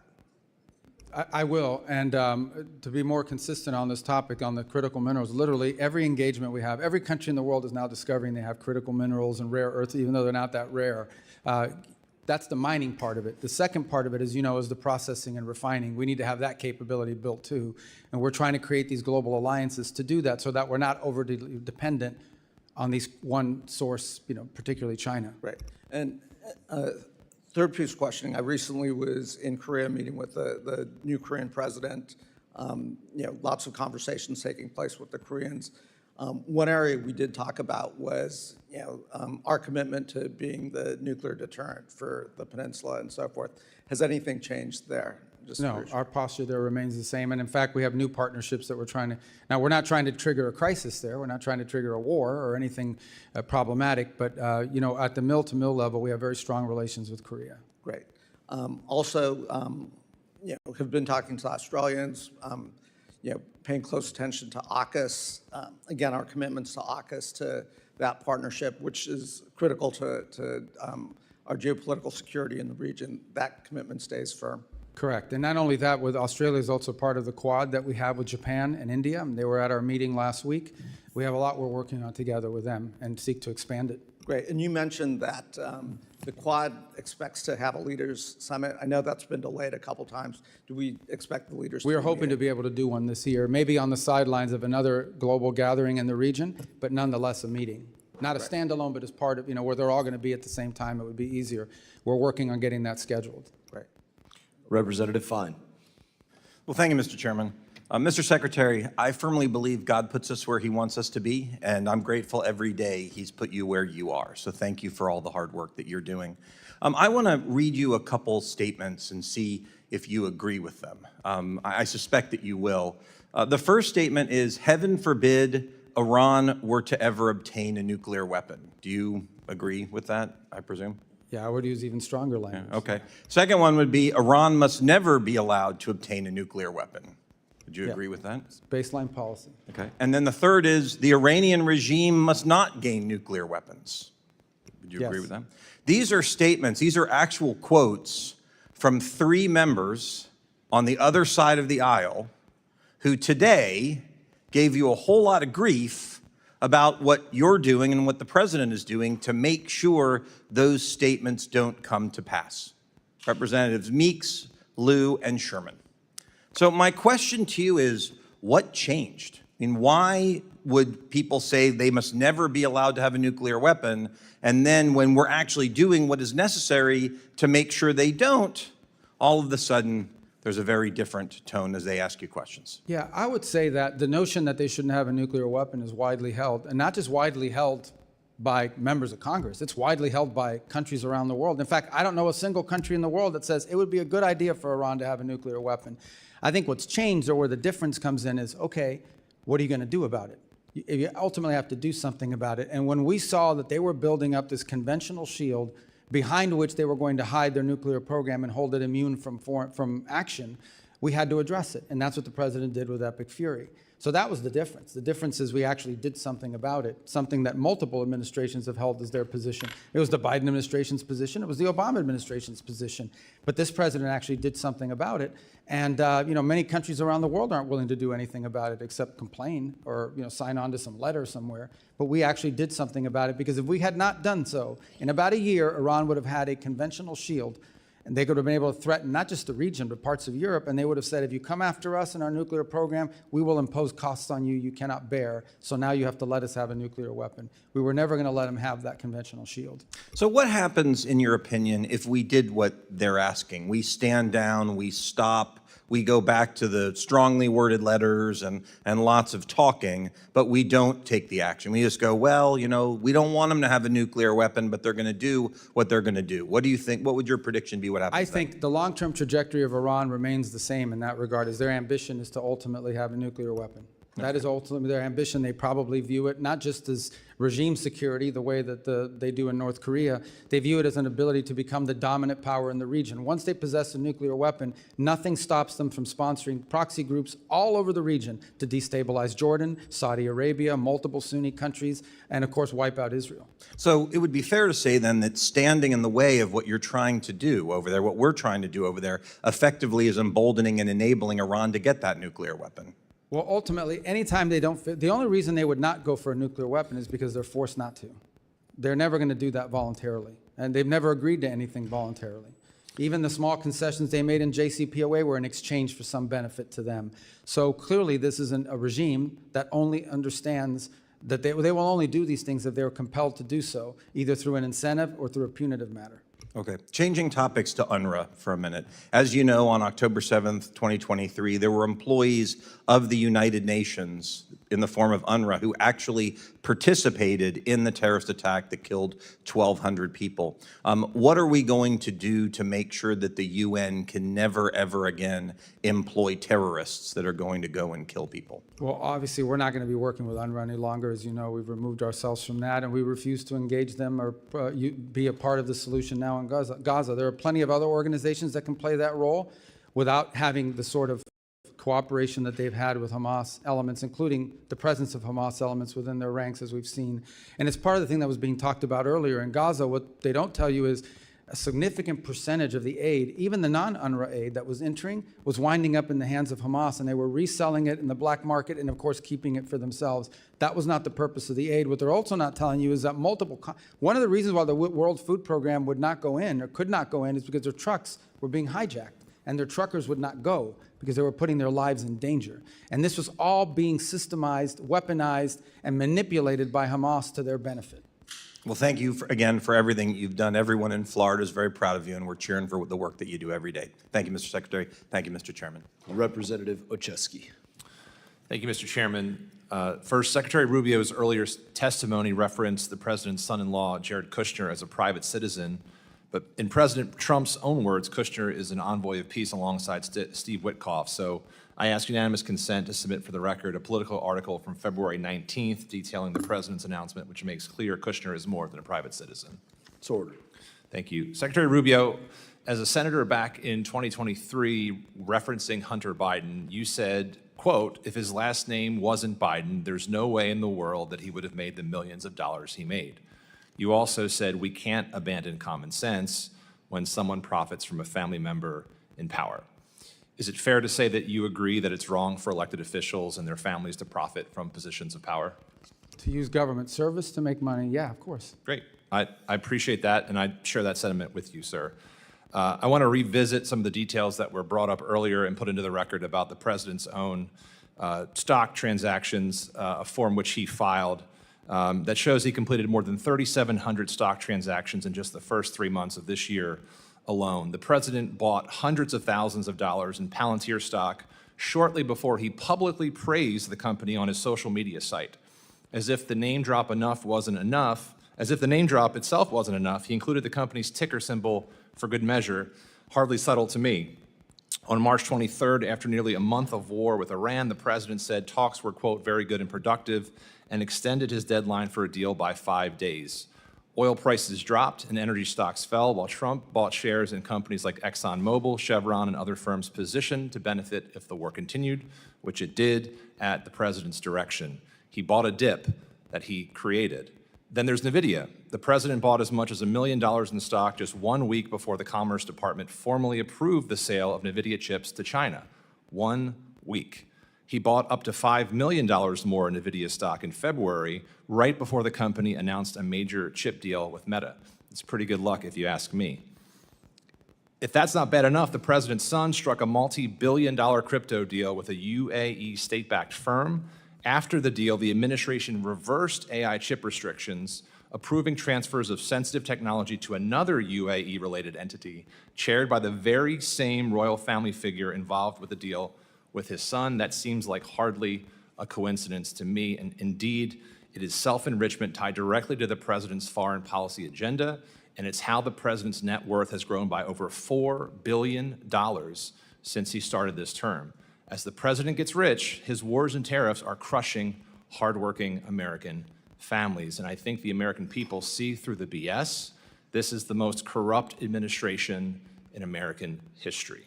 So, Secretary Rubio, earlier today you said you didn't know the facts about the president's financial dealings. I'm happy to share them if you want to see it specifically, but having run through that, now that you do know, would you agree? And do you have concerns about the fact this administration is in fact profiting from their position of power? Well, first of all, what I said is the information you guys were putting up, including on this board, first, that's not in my purview as in the Department of State, and these are things you're producing. I don't know if they're accurate or not, but let me just say this. I've been in every foreign policy and national security meeting for the most part this administration has had. Not once, not a single time have I ever seen even the hint or the indication that any of the decisions being made are for the financial gain of anyone in the administration. Those are my observations. That's what I can speak to. I have not once seen a directive on our foreign policy or our national security policy that in any way indicates that it's being done to the benefit of anyone personally. That's what I've seen as a firsthand witness, and that's what I can testify to today. With all due respect, Mr. Secretary, I may have to get you a new pair of glasses because the facts are right in front of you, and it seems like malpractice for the Secretary of State to not be able to see this president and his family enriching themselves by billions of dollars. So the only thing I can, from my perspective— No one has ever said in a meeting, let's go do this because it's going to help me make money. Of course he's not going to say that. But not even hint at it. Not even hint at it, not even, on the contrary. You don't have to hint at it. The facts speak for themselves, sir. They're in the record. They're in the forms the president put forward himself. It's in the billions of dollars he has put in his pocket. It is the timing of the deals and the announcements. And the only thing I can see is, my question to you as I conclude my time, Mr. Secretary, is what's changed in your perspective? Is it the party affiliation of the president, or is it your own political ambitions? I already told you at the outset, people don't make, and I've seen the president say this, people should not be making money off of their government service. He said that repeatedly. I've heard him say that, but not once. I want to reiterate this. There has not been a single decision that's been made that I have witnessed or been a part of that in any way indicate to me or to any reasonable mind that this was linked to some financial agreement or arrangement. I think the facts clearly are differently, and I hope you take a look at them. And with that, I yield back, Mr. Chairman. Representative Kim. Thank you, Chairman Mast. Thank you, Secretary Rubio, for joining us right here at the corner. Thank you for being with us today. Secretary Rubio, diversifying critical mineral supply chains away from China is a priority of both of us. I want to thank you and the department for your collaboration with my subcommittee on related legislation, which was already mentioned, Dominance Act, that we recently passed unanimously through this committee. The FY27 budget requests $5 billion for New America First Opportunity Fund, including $250 million for critical minerals. So can you expand on that request and clarify whether these funds are intended to support Forge, Pax Silica, the economic security zone in the Philippines that was announced on April 16, or other priorities? Yeah, all of the above. We want to have the flexibility to jump on these opportunities in a very nimble and effective way. We have a couple things going on at the same time. The first is, I would say, a feature of our bilateral engagement all over the world. In every one of our embassies you travel to, and many of you have traveled, you will see that critical minerals and supply chains feature prominently in all the diplomatic work that we're doing. And we're actually having countries approach us and say critical minerals should be a part of our agreement and our relationship because they want to see those resources used to the benefit of their people in a responsible way. The second thing is we hosted this ministerial we followed up on, in which we brought together dozens of countries from around the world who are all agreeing to this compact that we're going to cooperate with one another, not just for access to the minerals, but for access to the refining and processing capability that turns those minerals into useful parts of our supply chain. The third on Pax Silicas is very focused on the specific supply chain critical to the growth in AI and what you'll need in order to power AI in the 21st century. And when you point to the Philippines, that's a very creative opportunity in which there was this land that they control, that's in the government there has, actually used to have a military presence on it by the United States. And now that's going to be turned over as an innovation zone for this entire ecosystem.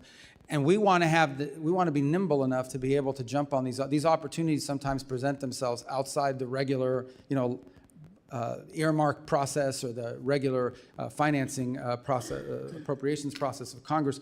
We don't want good opportunities to pass us by because our competitors around the world are much more nimble and able to move much quicker, and we've lost opportunities in the past because of that. Thank you very much. This is exactly why we appreciate working with the administration and the priorities in this breaking that critical mineral supply chain from China. So thank you. In February, the administration released its long-anticipated Maritime Action Plan that rightly focuses on reindustrializing American shipbuilding and reducing reliance on Chinese-built ships.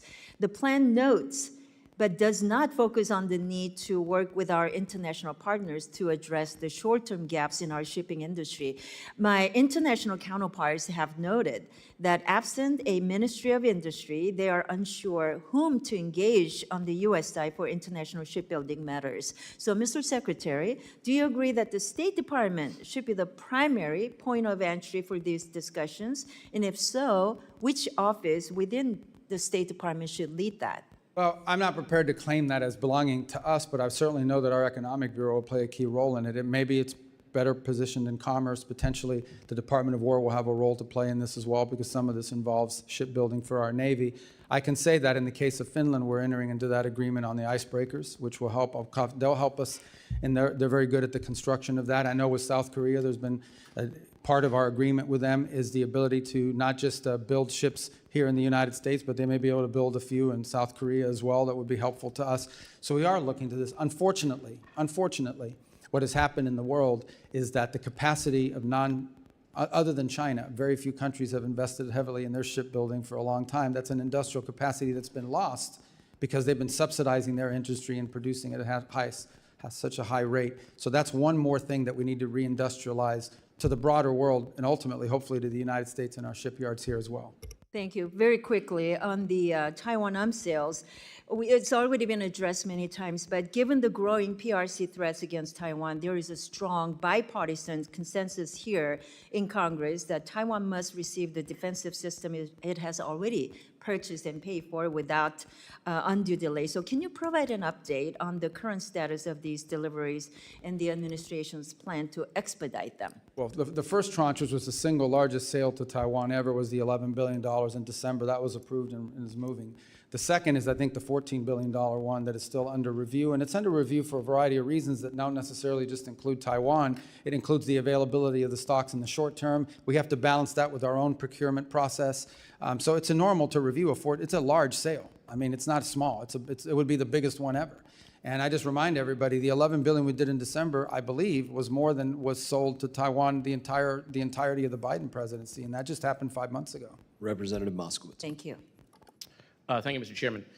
Thank you, Mr. Secretary, for being here today, and also thank you for staying until the end so all members can ask questions. A lot of secretaries don't do that, so thank you for doing that. Tell me that was an option. Take that up with the chairman. I want to talk. You went through a list of successes for the administration, one of which was the Shield of the Americas, and I thank the administration for creating the Shield of Americas and sending Kristi Noem out of the country. I want to focus on Iran for a second. I think when we talk about success, right, success is Iran is no longer pursuing nuclear weapons. Success is that the uranium they have is gone.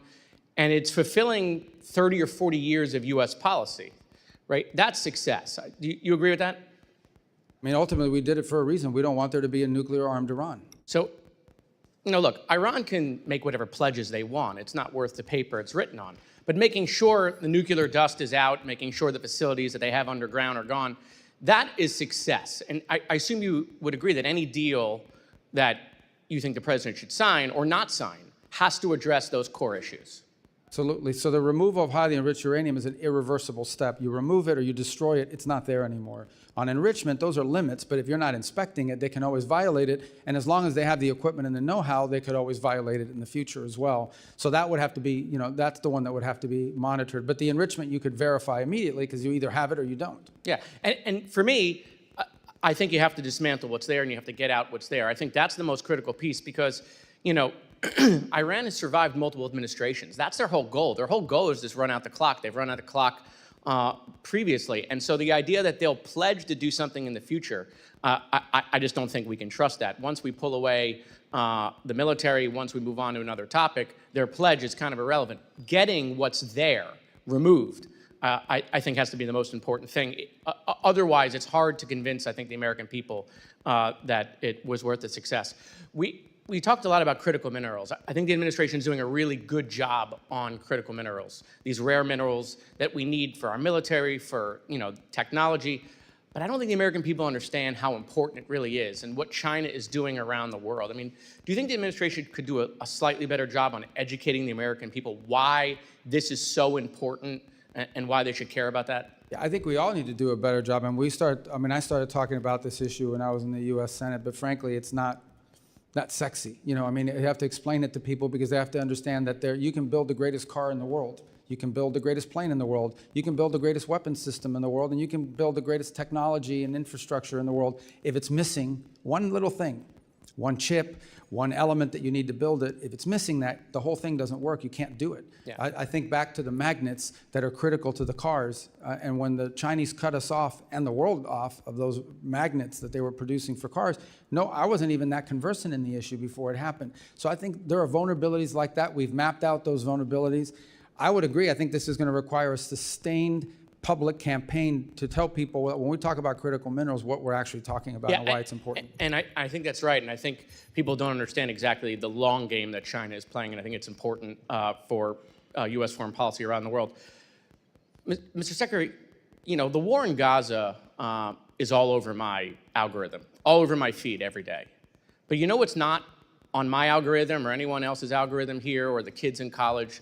There's nothing about the Ukraine-Russia war, about the hundreds of thousands of people that are dead in that war, or the 25,000 people that were kids that were kidnapped, or all the kids that were killed in that war, the terrible images that exist in a real war. Why is it, do you think, and is it the Chinese again, that the algorithm is full of what's going on in the Middle East, but the Ukraine-Russia war, nothing, no images, no stories about the kids, no stories about the hundreds of thousands of people that are dead? Yeah, I can't speak to the algorithms and what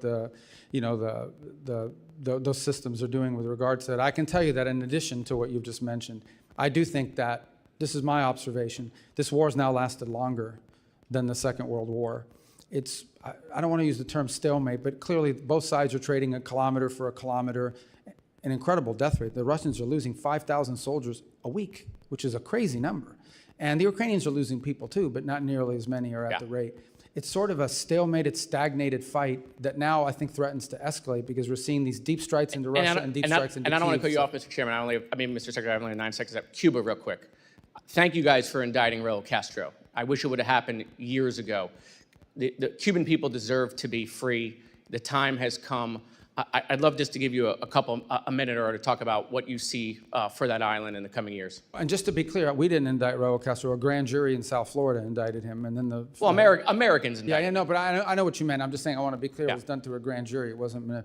I've spoken to this a few moments ago as well. We'd like to see a better future in Cuba, one in which the Cuban people have something that looks like the way every other country in the Caribbean lives. The impediment there, unfortunately, is this military conglomerate that controls 70% of their GDP, and none of its revenue translates to the Treasury and therefore doesn't translate to the benefit of the Cuban people.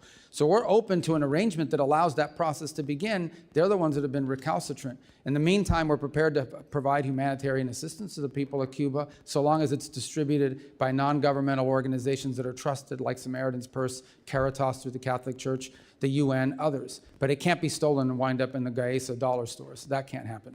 Representative Zinke. Thank you, Mr. Chairman, and Mr. Secretary, always great to see you. And just to change little topics where it isn't Ukraine or Venezuela or Cuba or Taiwan or one of the big ones, Congress passed a U.S. Foundation for International Conservation in the 2025 NDAA. It passed with a wide bipartisan effort. I think you probably voted for it. But as you recall, what it was really an effort to have a public-private partnership to remove anti-poaching and cut off the funds for terrorist organizations in Africa, primarily, and you know the list. But I'm concerned, obviously, on it because per the law, it said that State Department was going to establish the board in consultation with Congress. Before, and the money's already been allotted, there's a lot of money in there, and I just recently came back from Africa, and it's happening every day that the poaching activities are again funding the terrorist organizations who are going out.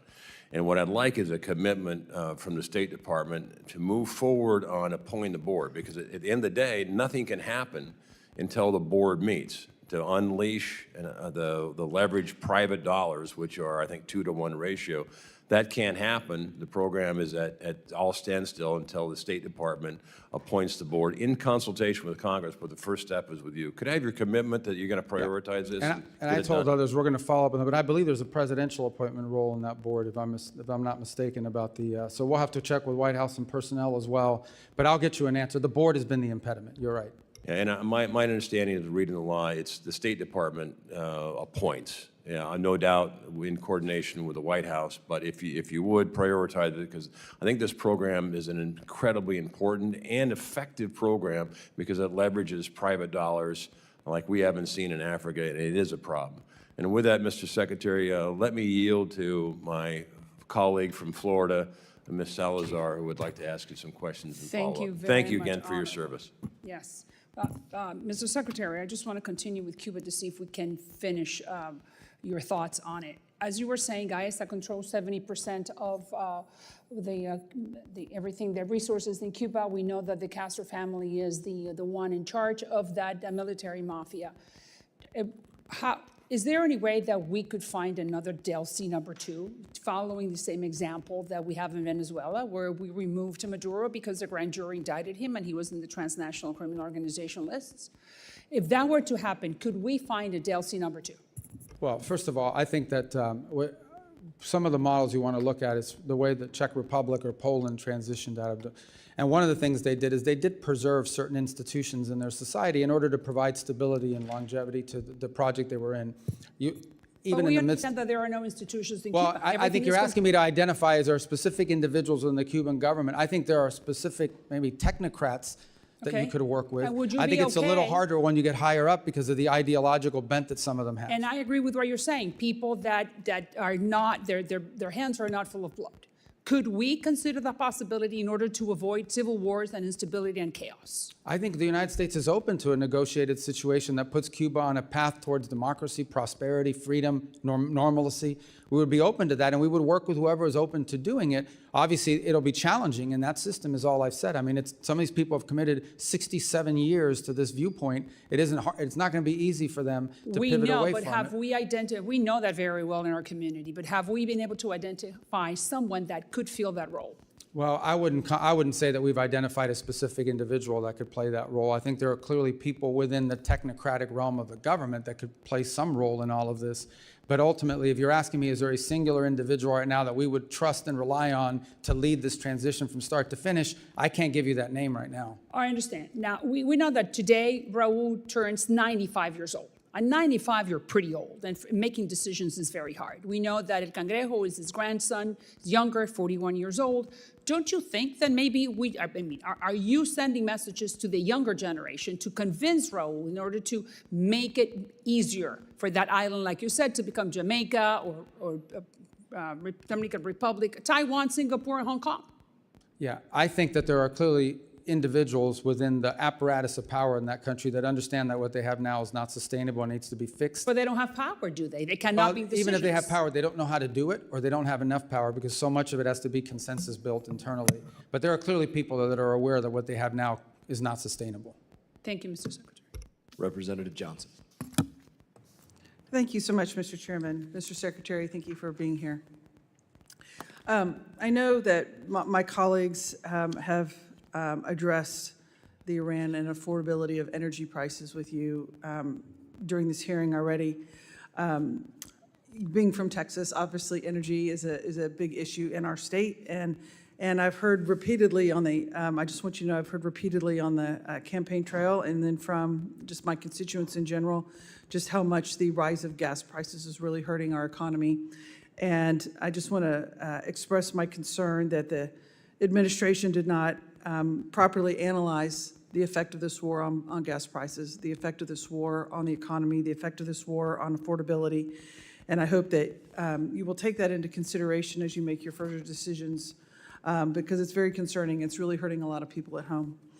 I'd like to focus my time with you on Afghan allies. I don't think that topic's been really brought up much today. The Trump administration continues to treat our Afghan allies with dishonor, in my opinion. In my district, Mohammed Nazir Paktawali who fought alongside U.S. Special Forces in Afghanistan, died in ICE custody after participating in the Afghan evac program. The United States brought him and his family here to this country.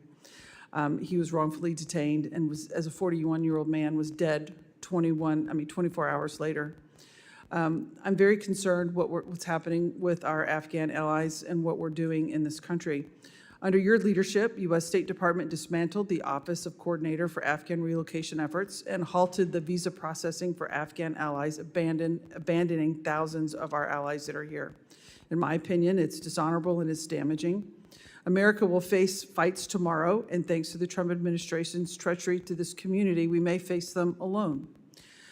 I don't know how this administration can expect citizens from other countries to rise up and stand with us at great personal peril to themselves, based on a promise that we'll take care of them when they see how we have failed our promises to those from Afghanistan. Since you've been forgotten what this country stands for, I'd like to remind you of your own words from your own 2016 presidential campaign. Wherever freedom and human rights spread, partners of our nation are born. But whenever foreign policy comes unhinged from its moral purpose, it weakens global stability and forms cracks in our national resolve. I believe that this is what's happening with Afghanistan, sir. What is your plan to deal with our Afghan allies, with the brave men and women that stood alongside our military, that are here in this country?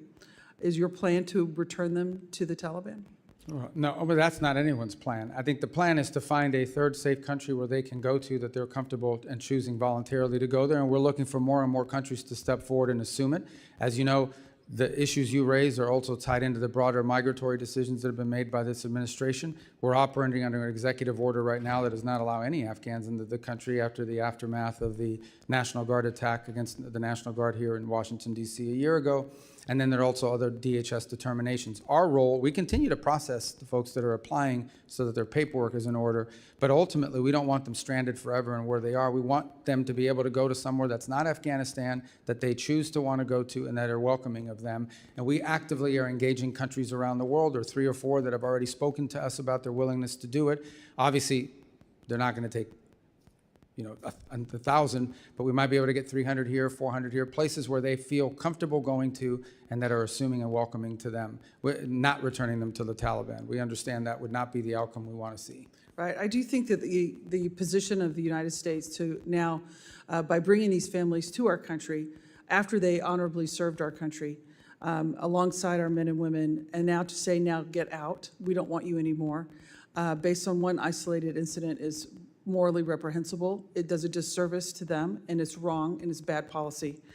Mr. Chairman, I'd like to ask unanimous consent to enter the record on April 21st, the New York Times article, Trump is said to be in talks to send Afghans who aided with U.S. forces to the Congo. Mr. Secretary, is it the policy of this government to send these Afghan folks to the Congo? That's just one country. The policy of the United States is to find multiple countries, and they would be able to choose which one they want to go to of the options that they're presented. That was based on a leak of an internal document. That was just one country that expressed interest, but there are multiple others that have as well. And so, are they going to be forced to go to the country? What if they don't want to go to the Congo? What if they don't want to go to Afghanistan? What is their option? Can No, we don't want to force any. That's why I'm saying we want to have multiple countries so they can choose. Here are the 5 or 6 countries that will let you go. Which one of them do you want to go to? It's not to force them. It's to give them options about places they can relocate. Representative Biggs. Thank you, Mr. Chairman. And Secretary Rubio, thank you for your service. This country finally has a Secretary of State who puts America first, and I'm very proud to stand with you. In February of 2025, the State Department eliminated nearly $60 billion from over 4,000 ongoing grants and another $54 billion in multi-year USAID awards.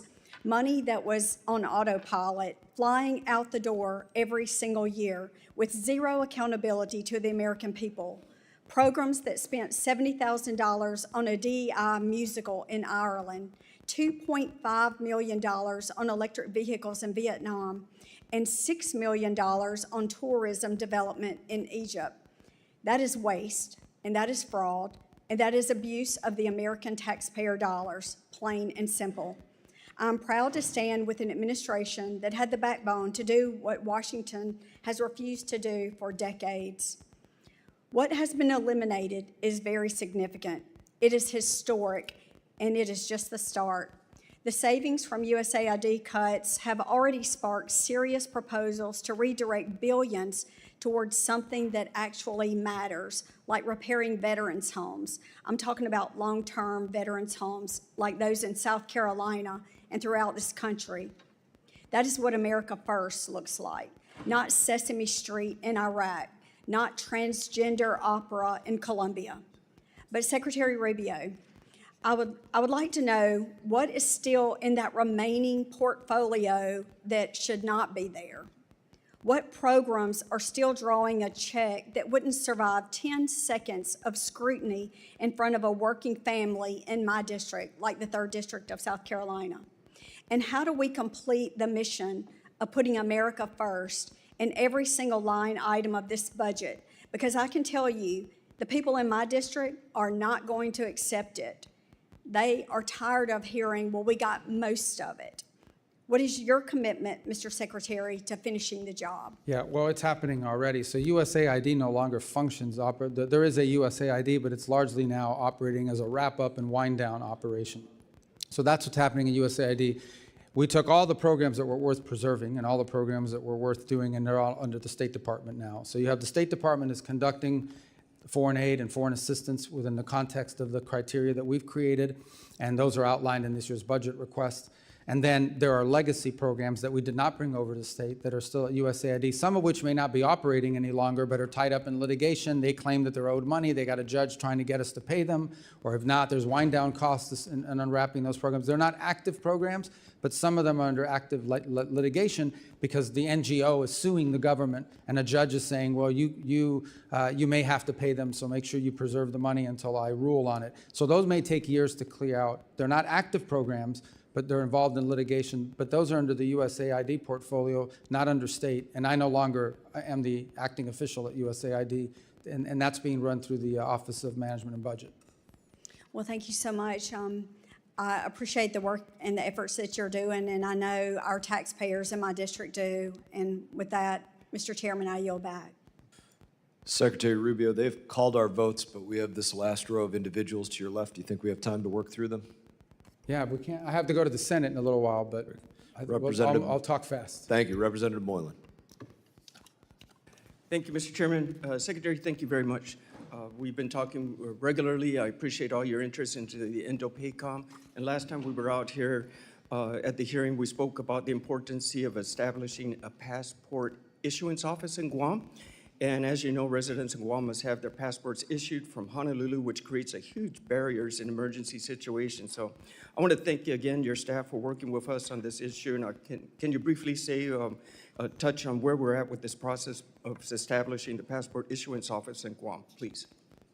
We are on the status of it? Yes. I think we're working on trying to do it. We'd like to do it. I think there's, we may have news for you on that in a couple weeks as we're going through our review of our visa offices around the world. And it's part of our consolidation efforts is to free up resources for other places where it may be more useful. So I think we'll have news for you in a couple weeks if you just bear with us. It's quite exciting. Thank you, Secretary. And last year, I introduced a bipartisan Clean Pacific Act with Rep. Case, Radaragan, and King Hines to establish Pacific Islands Counter-Narcotics Initiative to assist partner nations with counter-drug interdiction efforts.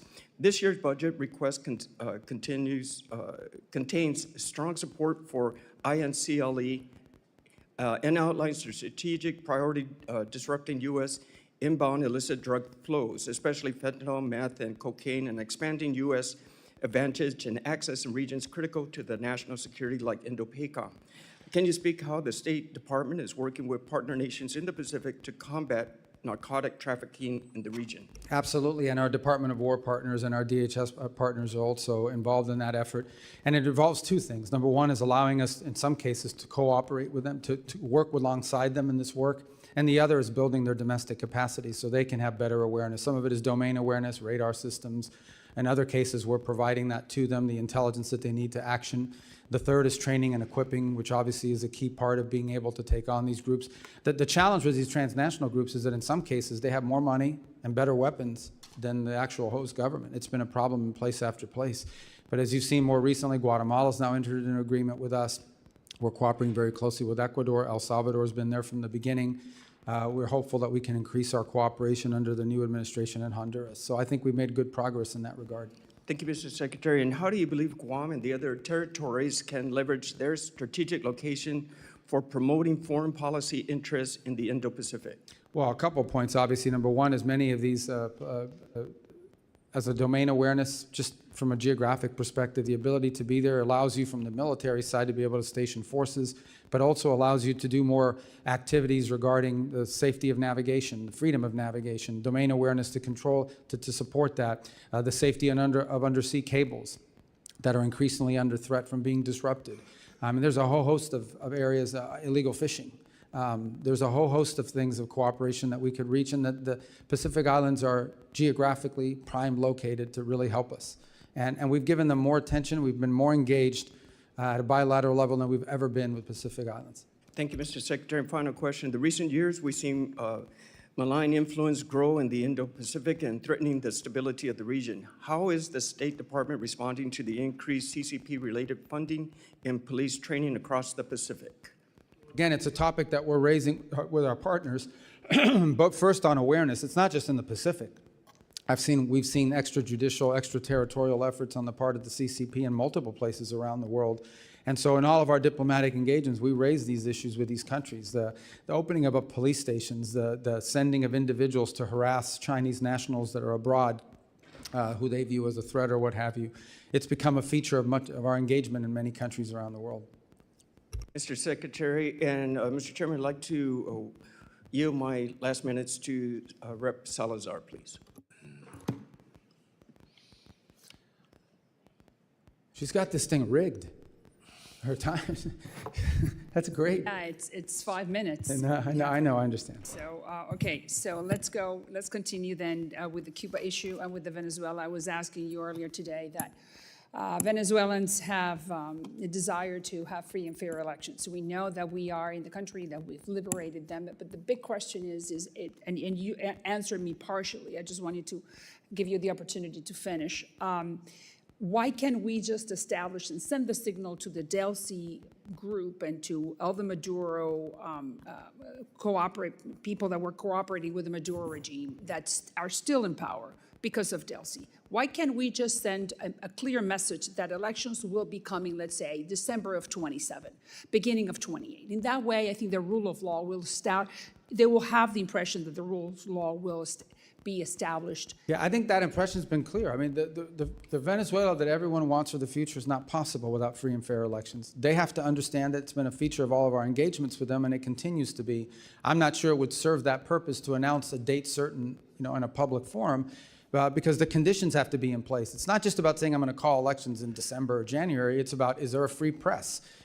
Are political parties able to organize and operate? That has to happen, too. And we agree, Mr. Secretary. Your time's expired. All right, your time's expired. Mr. Chair. We do want to get through multiple members and get to Mr. Miller, so if you could go as quickly as you can before votes Thank you. cause us to leave. You spoke about the 60% enriched uranium. Iran also has significant amounts of 20% enriched uranium. The more difficult part is to go from 5% to 20%. What is your view in negotiations of the 20% uranium? Well, I've used the term highly 60% because that's the one that clearly has. I mean, even 20%, you could argue, not that I claim that they are, but you could argue they're being used for medical isotopes and things of this nature. But 60%, there's no reason for it. The only way you get to 60 is because you're on your way to 90. But the term we actually use in the talks and in everything we're on is highly enriched uranium. So it would be correct. That would cover the 20, correct. Okay, very good. Thank you. Well, listen, I want to congratulate you for the impressive job you're doing for the American people. My only critique would be that we need to hear more from Marco Rubio. President Trump is obviously in a class by himself, but you're the best communicator in the administration on complex foreign policy issues. I was in the room with you in Munich, so I know you wear a lot of hats. There's a lot of memes about you, but please continue to be as vocal and upfront as you can. Question I have about is expeditionary diplomacy. I had the privilege of serving as a State Department officer in Iraq during the Iraq surge. I had twice passed A100 classes and had offers to be FSO, but I actually came in as a 3161 hire at the time because the State Department did not have a capability for expeditionary counterinsurgency. This is something I've been working on with former Ambassador Ryan Crocker to both develop this capability, look at something like a State Department Reserve Corps, and also as a legacy of Benghazi, there has been, because of the politics around it, there has been sort of this mindset set in that we can't take any casualties amongst State Department officers. We need to have people in the State Department that can push out and can serve. And I wish if you could speak to the American people and to State Department officers about what your view is about a more expeditionary function. It's a concept we're very interested in, and I know you're interested in it as well. And just I can put it in simple terms, it's basically the ability to deploy diplomats in a place where we may not have an embassy and we may not have all the trappings. Obviously, diplomatic security and others get concerned because in their mindset, the risk factor should be zero. They don't want anyone being harmed. But I think the point you're raising is there are some instances in which you will take some risks. People know they're signing up for a risky proposition, but it's a high reward for the country if, in fact, they're successful. So we're interested in the concept. We obviously have to work through our system to make sure we can align it and create something that's functional. And I'd love to work with you on it because I see the promise in the concept for sure. And it's a concept that's existed in the past. And thank you. Just finally, and being mindful of our time considerations, I think you guys have done an amazing job of needed reforms of bringing USAID under the province of the State Department, and certainly de-wokifying some of the nonsense that was going on. We still do have a lot of great State Department officers out there that are very proud to serve our country, and under your leadership, I do talk to some of them from time to time, and they do have some worry and some questions about the overall direction of the institution. So I'd just like to give the ability in the context of this budget request you're making to Congress to sort of sum up your thoughts of the vision of our current State Department officers for the future. Yeah, I think for the futures, we're trying to empower our we're trying to empower our embassies through our regional bureaus around the world. We want them to be the center focus of how we conduct foreign policy because they're on the ground. Too often in the past, foreign policy was mixed between, or diplomacy was mixed between the regional bureaus, and then you had these functional bureaus that had a worldwide mandate on a topic, and they ended up crashing into each other. Now what we want is to truly empower our ambassadors and the people in the field in these embassies that are on the ground every single day. We want decisions to be driven from the bottom up, not from the top down. Some of our best ideas come from the cables that are coming out of the field and back to us.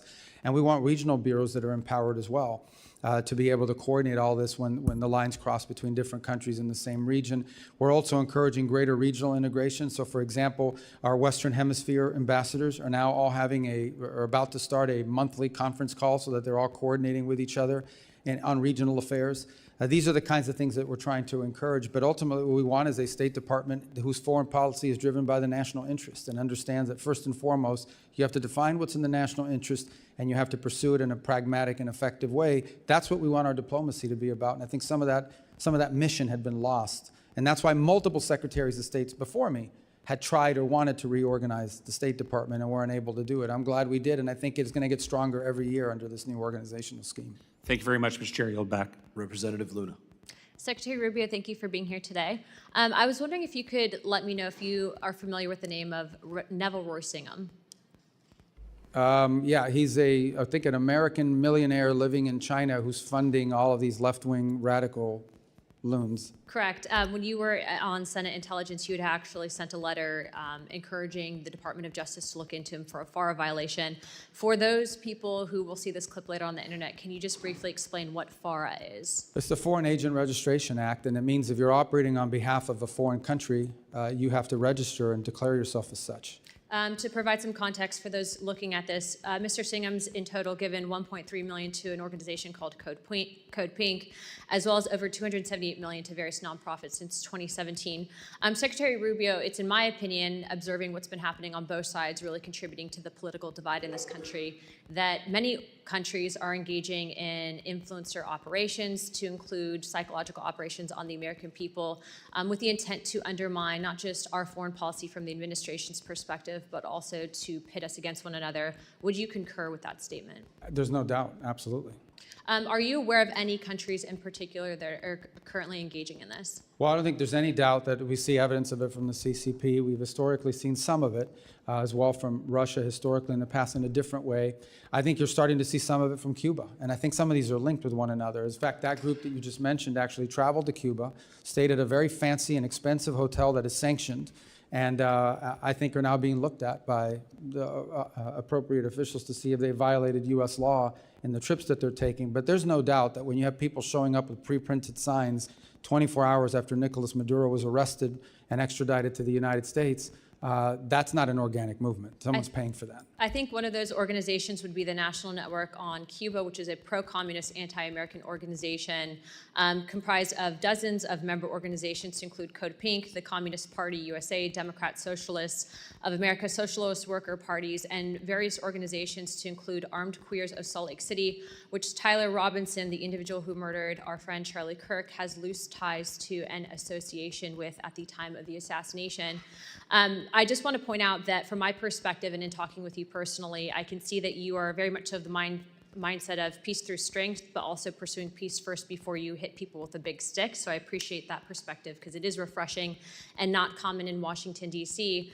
But with that being said, I heard a lot of talk today on Russia specifically. I understand that peace talks are very much so alive and well, and that the United States, for the first time ever, at least with this administration and you heading as the Secretary of State, have been instrumental in those talks. I would like to, though, ask you, for the first time in 20 years, recently, we had the Russian Duma come here to meet with members of Congress. What is the end result when Congress fails to open up dialogue and at least maintains communications with another superpower like Russia? Well, I think there's two things to discuss. One is the war in Ukraine, which we'd like to see end through a negotiated settlement. And separate from that is a bilateral relationship with a country that possesses, if not the largest, the second largest nuclear arsenal in the world. At a minimum, we have to have relations and conversations with Russians. We just do, whether we like what they're doing or not, because given those factors that I just pointed to. I've had multiple conversations with the Foreign Minister Lavrov, and we have to, because that's mature diplomacy and it's important. It's the same with China. We have to have communication with them, and there are issues in our bilateral relations that have nothing to do with Ukraine. So now, I think our relations with them will be friendlier and easier to pursue once the war in Ukraine is wrapped up, and we've made that point in this engagement. But I think what we've learned, and certainly I think has been affirmed to us in the last year and a half, is you're much better off having someone to talk to on the other side than not. And this is a president who's willing to meet with and talk to anybody. He doesn't view talks and engaging a foreign counterpart as a concession, the way it's been treated in the past. Sometimes it leads to something, sometimes it leads to nothing, and sometimes that vehicle of communication proves incredibly valuable in a potential conflict or crisis. I'd like to end by saying this. I completely agree with you. I think that it is our job and responsibility in Congress to maintain open dialogue and discussion.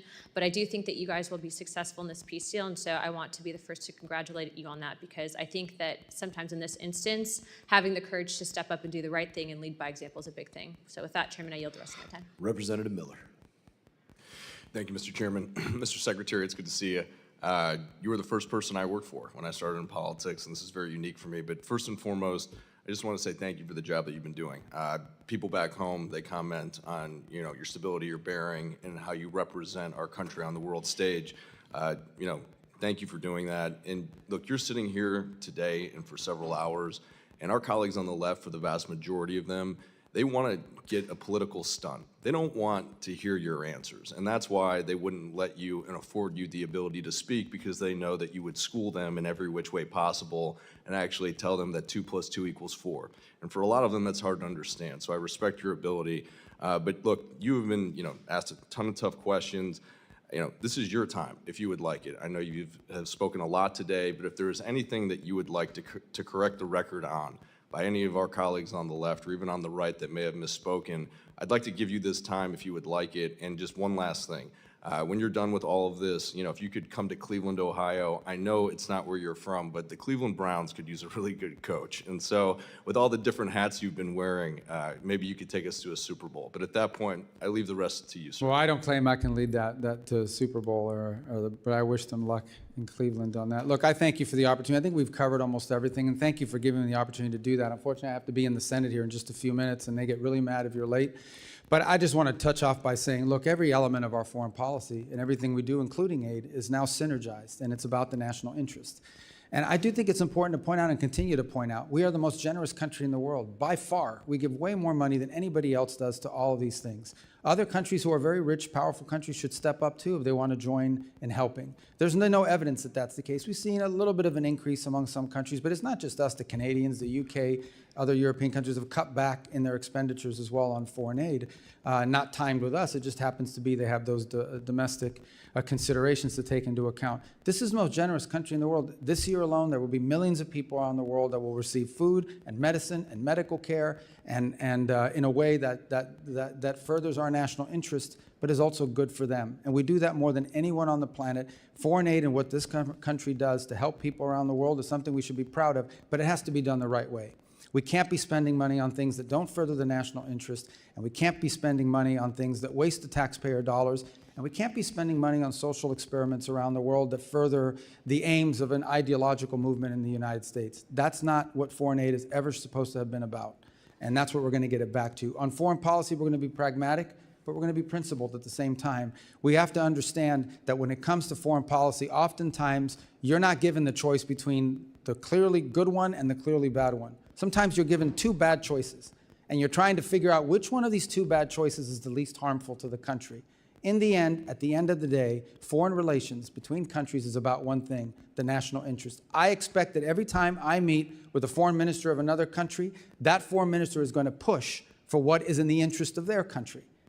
I need to push for what's in the interest of ours.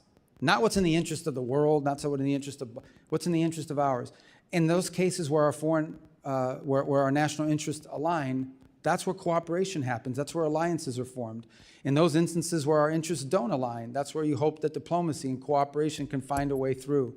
But in the end, our foreign policy must always be about what is best for America before anything else. This is not a novel concept. It is a classic concept and one that was lost for a long time in American foreign policy, and I'm happy and honored to be a part of trying to restore it.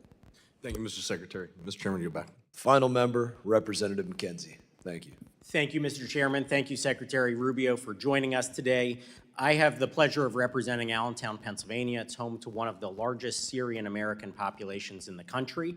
And obviously, there have been a number of atrocities in that country during the ongoing conflict there, some of them targeting the Christian population. On June 22nd of last year, the Mar Elias bombing happened at a church, and we are coming up on that one-year anniversary. I'd like to just ask you very briefly if you can give us an update on what's going on in Syria, what we're doing to achieve stability in that country with the leadership that is now in place, and also any updates on religious minority protections. Well, we talked a lot today about Venezuela and other places. Syria is far more complicated. First of all, Assad deliberately divided groups in that country against each other. And some of those frictions and some of those resentments exist. It wasn't always the case in Syria. It's one of the few places in the Middle East where you actually had Sunni, Shia, Christian, Druze, and other communities living, and Kurds living alongside one another. But Assad, and especially during the Civil War period, pitted these groups against each other. So in many cases, when you're seeing these atrocities, what you're seeing is some unit of some fighting group from one side going after and seeking retribution against a group and another. And it's a real challenge. I think you've seen a diminution in this, but nonetheless it exists, and it's already happened too much. The second is, the core here, and our goal is to have a nationalistic government in Damascus that seeks not to expand power or not to turn Syria into a base of operations for a foreign power, but to build a Syrian state that's inclusive of all of the elements in it.